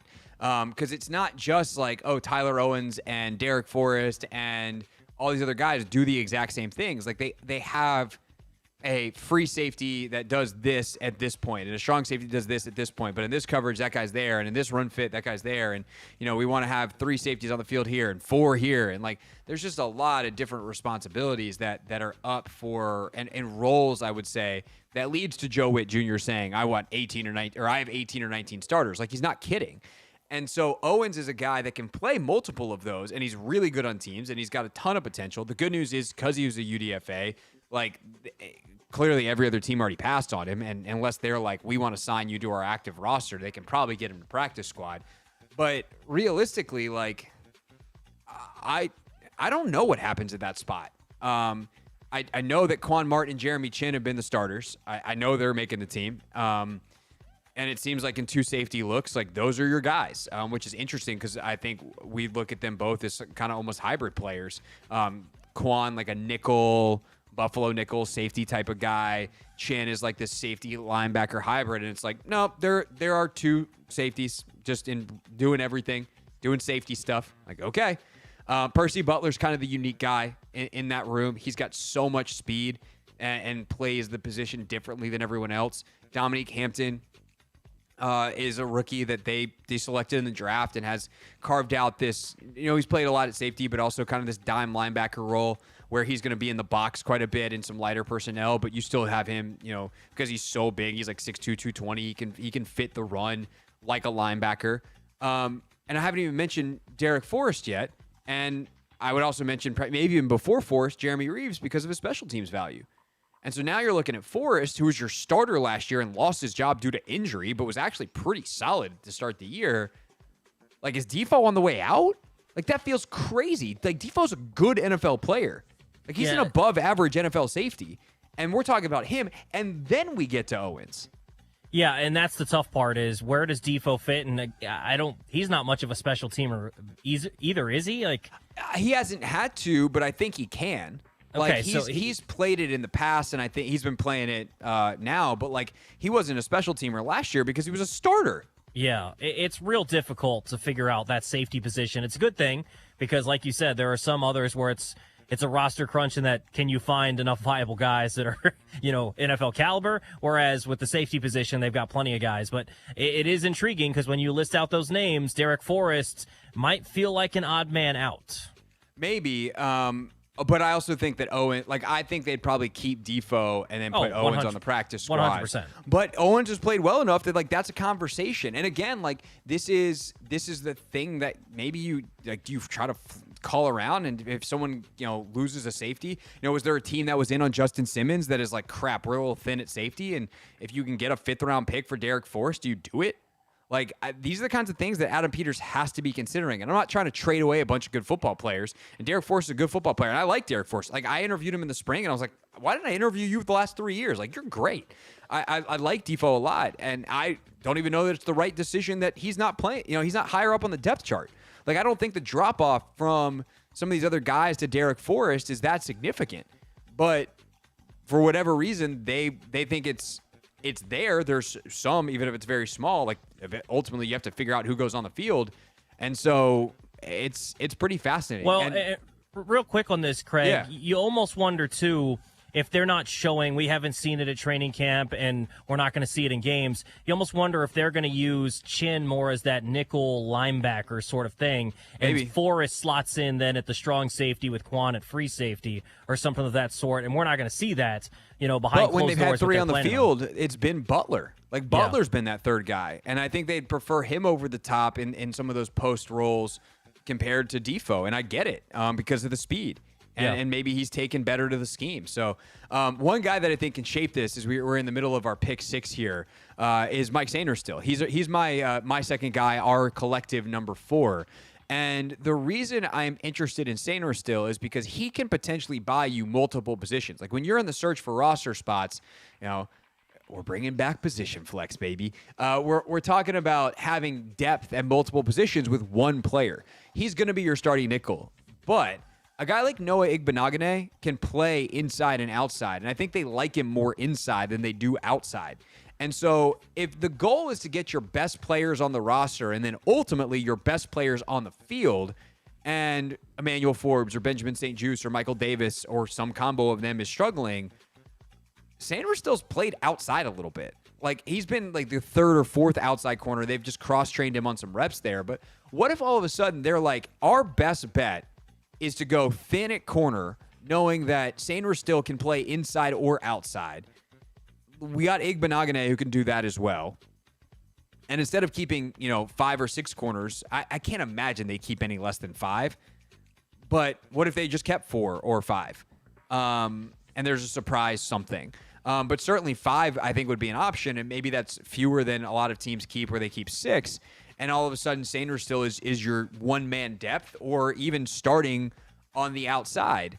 And I think that then creates the space for potentially a Tyler Owens or whatever else you want to do somewhere else on the roster. And so I am intrigued with Sainristil. I doubt they'd play him outside in a preseason game and risk that.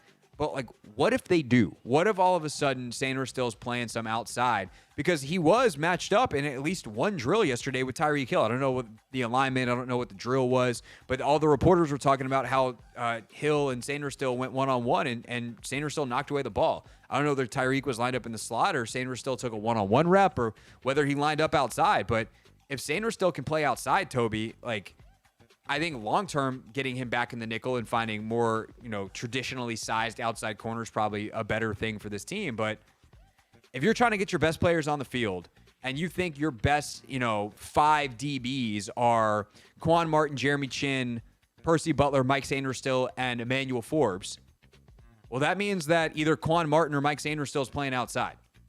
And I would think it would be Sainristil.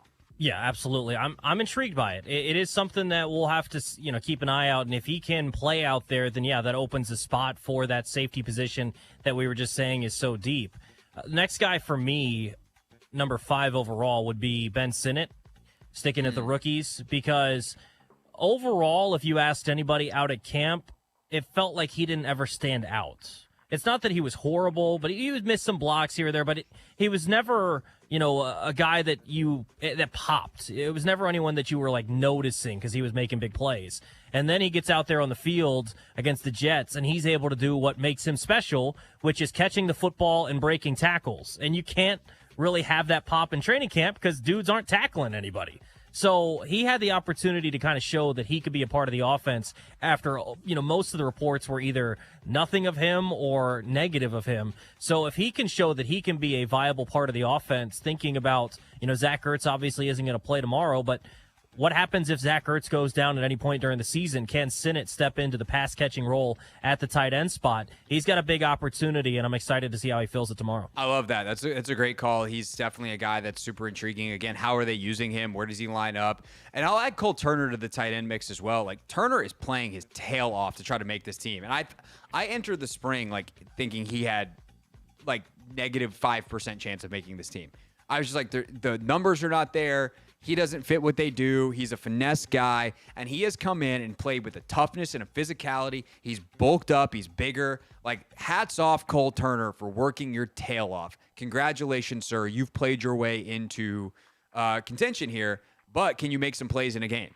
Like, can you not? Like, the penalties last week, they were questionable calls, and they come from aggression, not from mental mistakes. So, like, maybe Dan Quinn's psyched about it, but at the end of the day, like, can you not commit penalties? Can you be productive? Can you make a big catch here or there?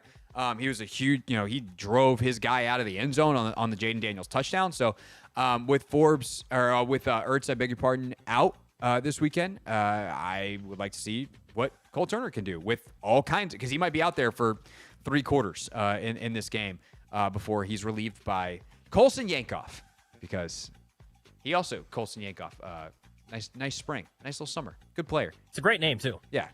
Just, hey, if I were to tell you there's an athlete named Colson Yankoff, and I was like, what position and what sport? You'd be like, he's a tight end and he's white. Seems about right, yeah. Yeah, you're correct. How'd you know? That or he's like a I don't know, utility player, the left-handed hitter. That or I could see him hanging out with you in Paris as a shot putter. Potentially? Maybe more of a hammer throw guy. Okay, yeah. Shot putter, I don't know. Colson Yankoff isn't 6'7", 320. That's just not, that's what Ryan Krauser is. So that's, you got your names mixed up there, buddy. Anyway, the point is none of that mattered. That was a weird bit. Last but not least, I'm trying to get original here. Like, the honest answer is Jamin Davis. I'm very intrigued to continue to watch his journey. That's who I assumed your answer was going to be. But I'm trying to give a little more creativity here. So I will roundabout talk about Jamin Davis. I'll go Andre Jones and Javonte Jean-Baptiste. Like, who is going to step up for that spot, right? KJ Henry, I think, has solidified himself above all of those guys. Dorrance Armstrong is obviously at the top of the list. You got Dorrance, you got Dante Fowler, you got oh my God, why am I blanking on the other starting defensive end? Thank you, Cleveland Ferrell. And then I think the next guy up is KJ Henry, and he's shown flashes, and he's got some pressures last week, and in camp, like, he's shown the toughness and the leadership and all the things that they really like in a football player. So who's the next guy? And is there a next guy? Do you go 4 deep, or do you just rely on the fact that Frankie Luvu is going to go in there? And obviously, that's the spot that Jamin Davis is gunning for, and I think he has the edge. But if Javonte Jean-Baptiste or Andre Jones Jr. or one of these other guys, Jalen Harris, can come out and have a big day, does that change the equation? And do any of those guys make plays on special teams? Because they all play teams as well. So that position is definitely on my radar because I think the gameplay matters in some ways more than the practice play. And so that to me is super duper intriguing. I will say as a bonus, the running backs as well. You know, Chris Rodriguez obviously had really tough sledding last week. At 6 carries, no yards, but that's mostly because he was set up to fail and there's nothing he could really do about it. But Wiley and Jones and McNichols, like, how does that third running back spot play out? And again, all these pieces are interconnected because there's only 53 spots, and some of these position groups are going to fill up really fast. So yeah, wide receiver that we talked about with Jahan, corner. I think we hit most of the important ones and some of the key names to watch. We'll review it all on Monday. Anthony and I will hit this list coming back at 6 p.m. on Monday. When we get back, ESPN has an analytics-based ranking they call their Football Power Index. They ran 20,000 simulations. You're not going to believe how bad the Commanders did it. I'll tell you next. Hoffman Show. We're on the Team 980 and always live on the free Odyssey app.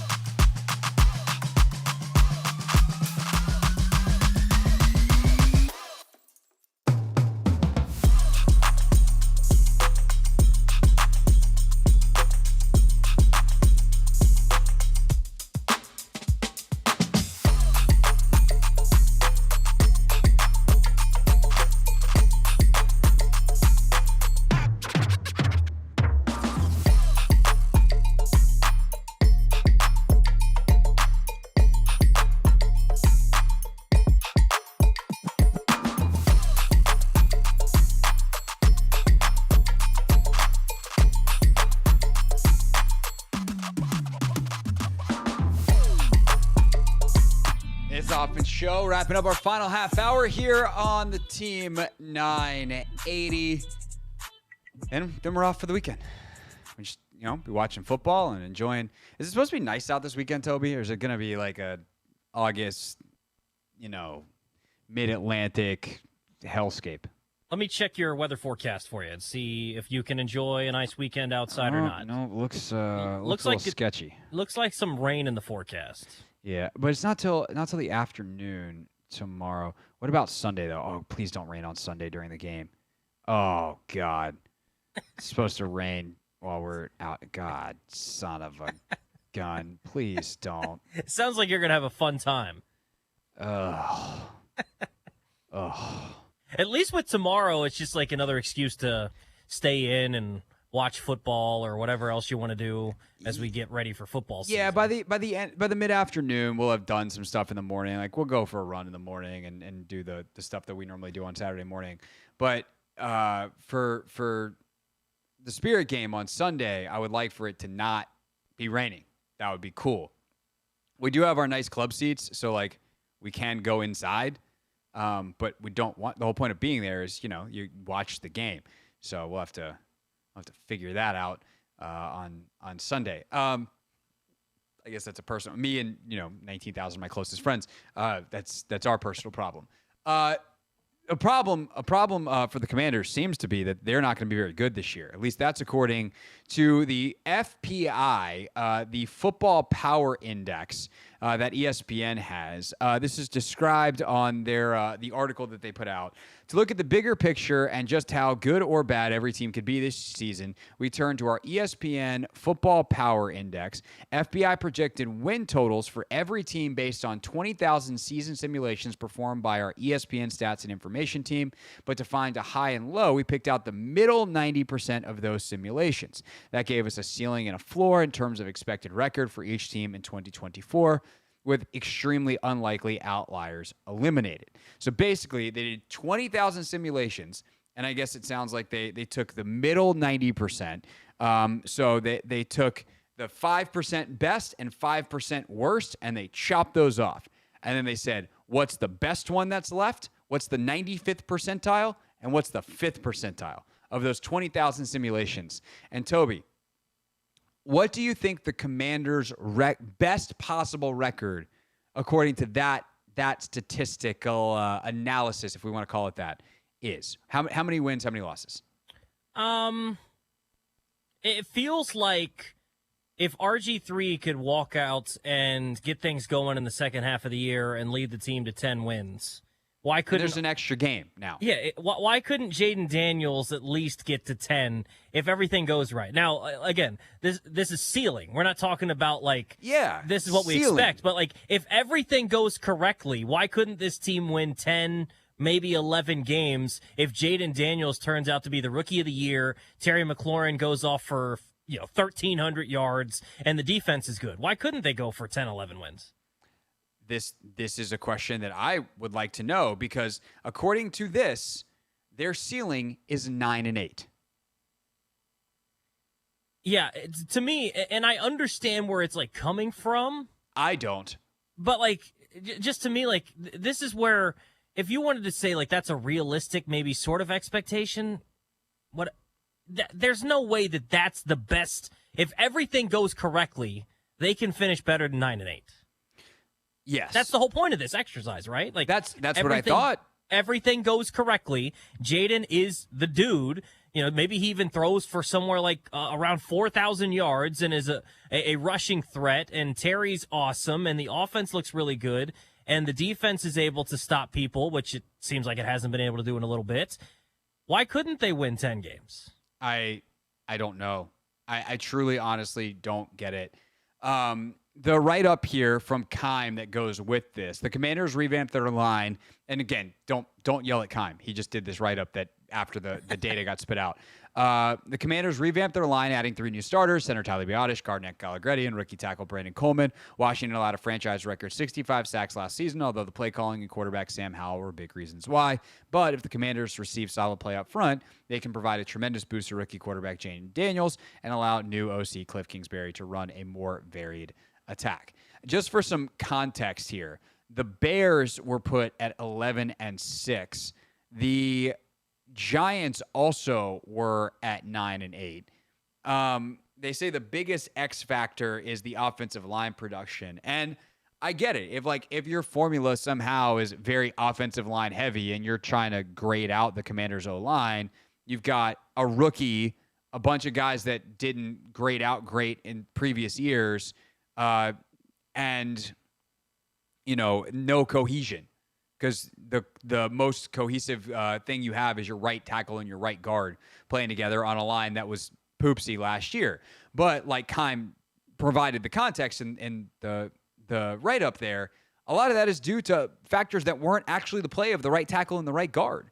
Like, that's the thing that I think is hard for sometimes statistical models to qualify or quantify, is they don't have the context. You can try to program in context. Could you say, oh, Sam Howell is worth X value at the quarterback position that offsets or adds to offensive line play, and now we're going to plug in a different coefficient there. And there are models that can do that kind of stuff, I'm sure, but I don't think Football Power Index is like, it's incredibly vast and wide, and overall obviously does a good job of ranking the teams. But I think realistically, if we look at the Commanders and say, okay, if Jaden Daniels has an RG3-esque year, has a CJ Stroud-esque year, which, again, I've been very, very forthright on the show, Toby, to say people that are predicting that, I think you're getting way out over your skis. And I like Daniels a lot, but the history of the league tells us that, like, CJ Stroud is a monstrous outlier. The chances that we have a guy who's a legitimate MVP candidate 2 years in a row as a rookie when we never have it feels insane. Jaden's looked great. Caleb Williams has looked great. Maybe one of them pulls it off. But I have a hard time seeing that actually happens. But it's got to be on the table. And if that happens, I don't know. Like, yeah, I guess there's a lot of things that have to go right. But 10 wins feels possible.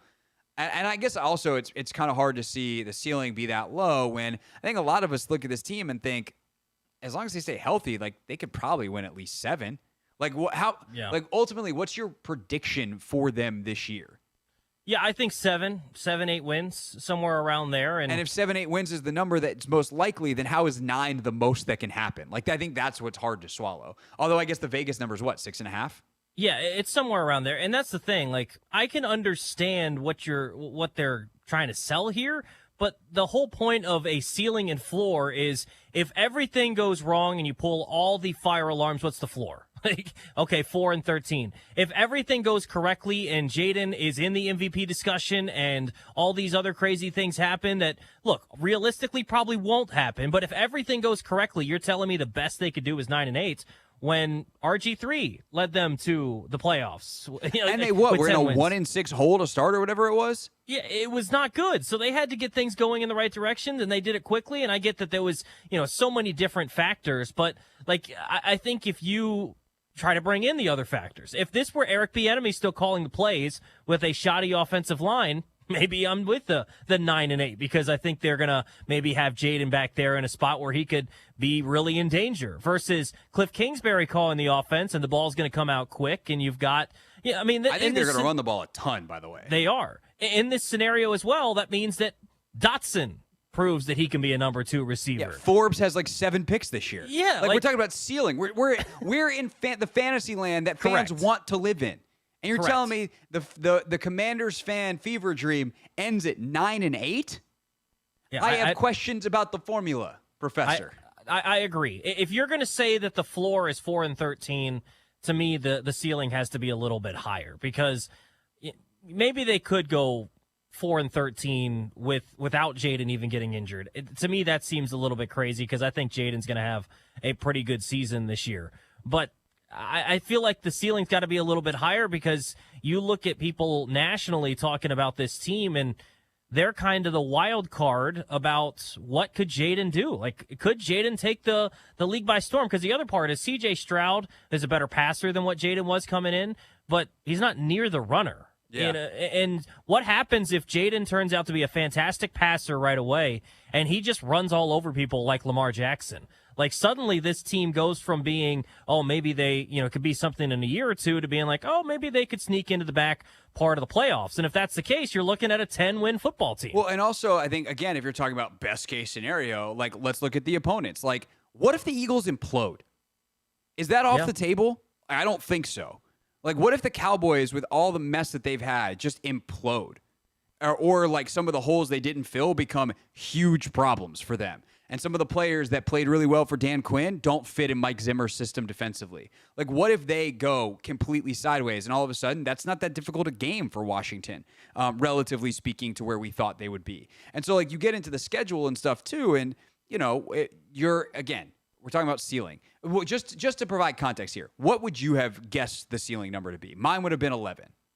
Yeah, I would say probably 10-7, 11-6. Because like if we're gonna throw a hissy fit over one game, then I feel like it's a bit silly, and like that's why I'm like it's got to be 11, and like at that point 11 versus 9, that's a huge difference. I think the point stands here though. Like 9 and 8 is basically throw in the extra game. You're calling them 500. Like now with the 17 game season, like. You're saying that the best they can do is fluke into one game above 500. I don't know that that's the case. Like 11 wins just seems a lot, but at the same point, with the extra game, maybe there's a chance they could get there.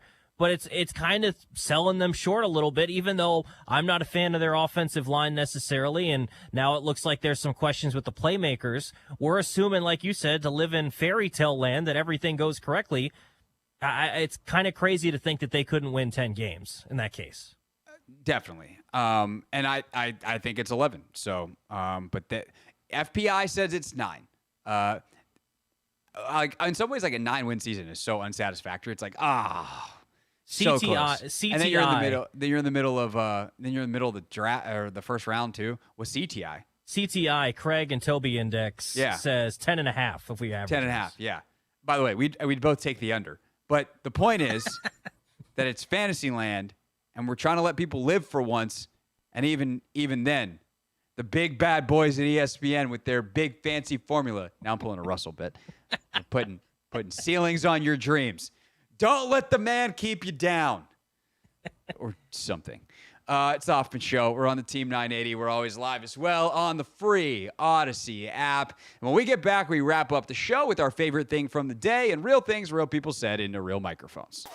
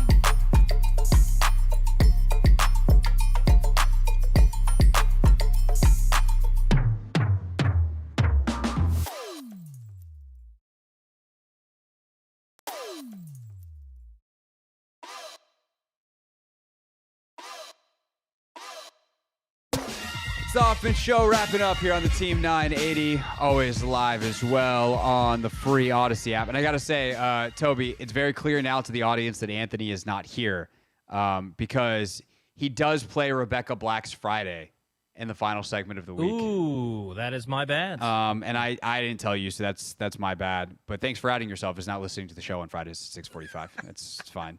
My feelings aren't hurt at all. What do you have to do at Friday at 6:45 besides be in your car or listening to the Odyssey app and listening to the show every single week, Tobi? I'm going to make sure I podcast it every single week if I'm busy and if I'm not listening to it hopefully live. that song doesn't make the podcast because the music shouldn't wind up in the podcast. That's also valid. So I'll rewind on the Odyssey app. There you go. Attaboy. Look at that company, man, knowing all the ways that you can listen to the show. Of course, you can also check us out on YouTube at the Team 980. And this is the part of the show, Tobi, where we tell everybody what our favorite part of the show was, because there are all those ways to listen, whether it's the rewind, the podcast, the YouTube, the whole deal. And in case anybody missed something spectacular, we want them to know about it because now especially on a Friday, they got all weekend to go back and listen. So what was your favorite part of the show today? Probably the pick six. I enjoyed that as well. I enjoyed that discussion going through and talking about some guys that probably need a little bit of shine and some guys that are in a big spot this weekend. Yeah, no, I enjoyed that as well. I also enjoyed our 5:30 will we watch or won't we watch rundown of the preseason schedule, which is typically when we pick the games or around the NFL segment. We're like, no, are we going to watch the games because it's preseason and that's the attention that it deserves. Anything fun on your docket this weekend? No, Nats are not in town, so free weekend for you. What do you got going on?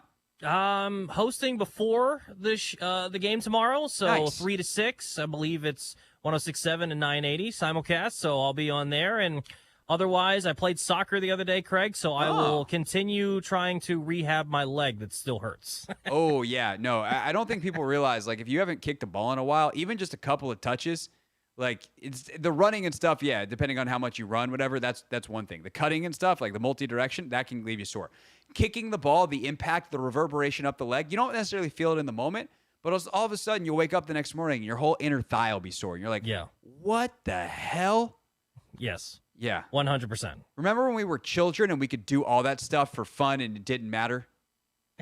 I wish I was still like that. Actually, what it is, Craig, is one leg still feels like that. The other, I had ACL surgery on a couple of years ago, and that one does not feel like that one. So hopefully that one recovers at some point. Yeah. Did you just not kick with that leg? Like, why do you think that the surgically repaired leg doesn't have the feelings? I think it's just a muscle thing. I don't know what it quite is, but it's annoying is what it is. Oh, okay. All right. Well, Tobi, I wish you the best. I appreciate it. It is time for Real Things Real People Said into real microphones. Real things. We're not going to suck this year. Real people. 5 and 11, not very good. Said into real microphones. You know, the culture is actually damn good. All right, last night, Eagles-Patriots preseason action, and as is the case on all the preseason broadcasts, they have the sideline reporter do interviews with the starters to kill time during the game when the guys that nobody that's watching has heard of, or few people watching have heard of, are playing. And so this game was kind of funny for the Patriots, or funky in terms of timing, because it's, a day, 2 days after they trade Matthew Judon. So, okay, well, maybe we should ask about that. And so Patriots running back Ramondre Stevenson was asked about Matthew Judon. He just didn't realize that. Ask you about the guy who just left. How much are they going to miss him, and who's going to step up in his place? Yeah, I miss Bill. That was one of my favorite coaches. But Mayo he's a great leader. He knows what he's doing with us, and yeah, I'm excited for Mayo, and I think we can get it done with him. I wasn't talking about Mayo. I was talking about your defensive teammate. Oh, Judon.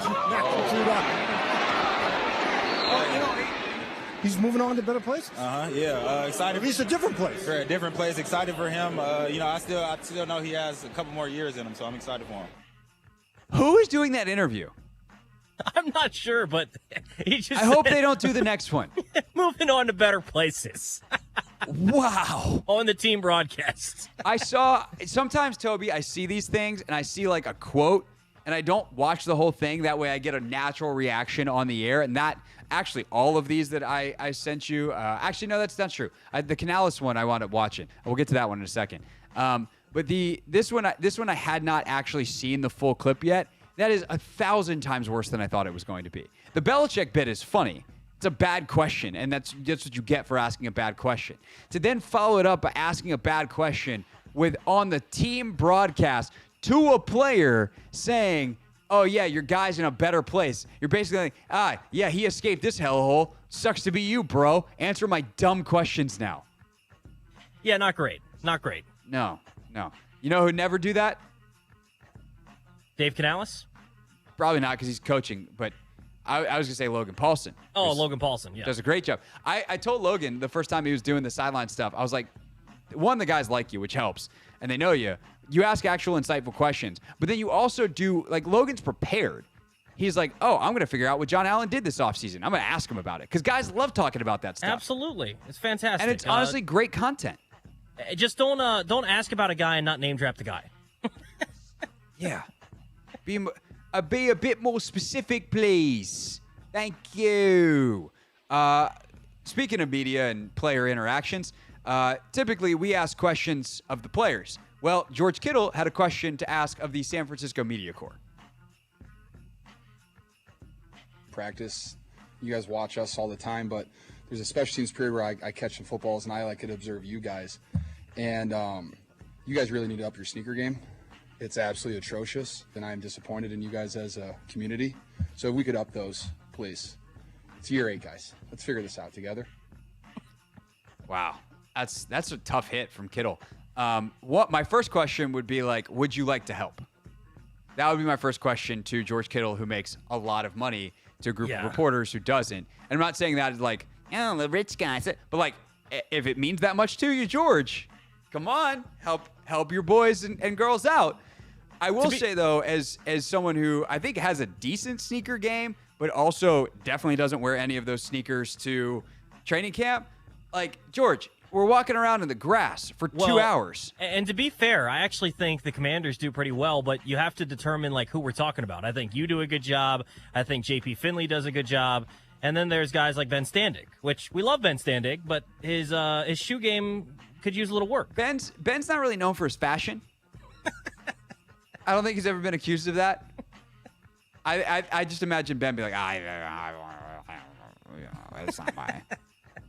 No, that's not. There's certain, but training camp is a comfort bit.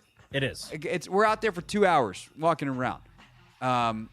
Anyway, last but not least, do we have time for this one, or did I just talk too much about sneakers? Yeah, probably don't have much time for this. Okay, Dave Canales did a rookie bit. That's what you need to know. You can find it on the internet. Go find it. The sneakers thing, that is a rich guy versus let's call it a normal salary. Kittle, I can't wear my best Jays and ruin them in the grass in training camp because I can't just go buy another pair. So back off on the reporters, George Kittle. All right, that's our show. Thanks for listening. See you on Monday.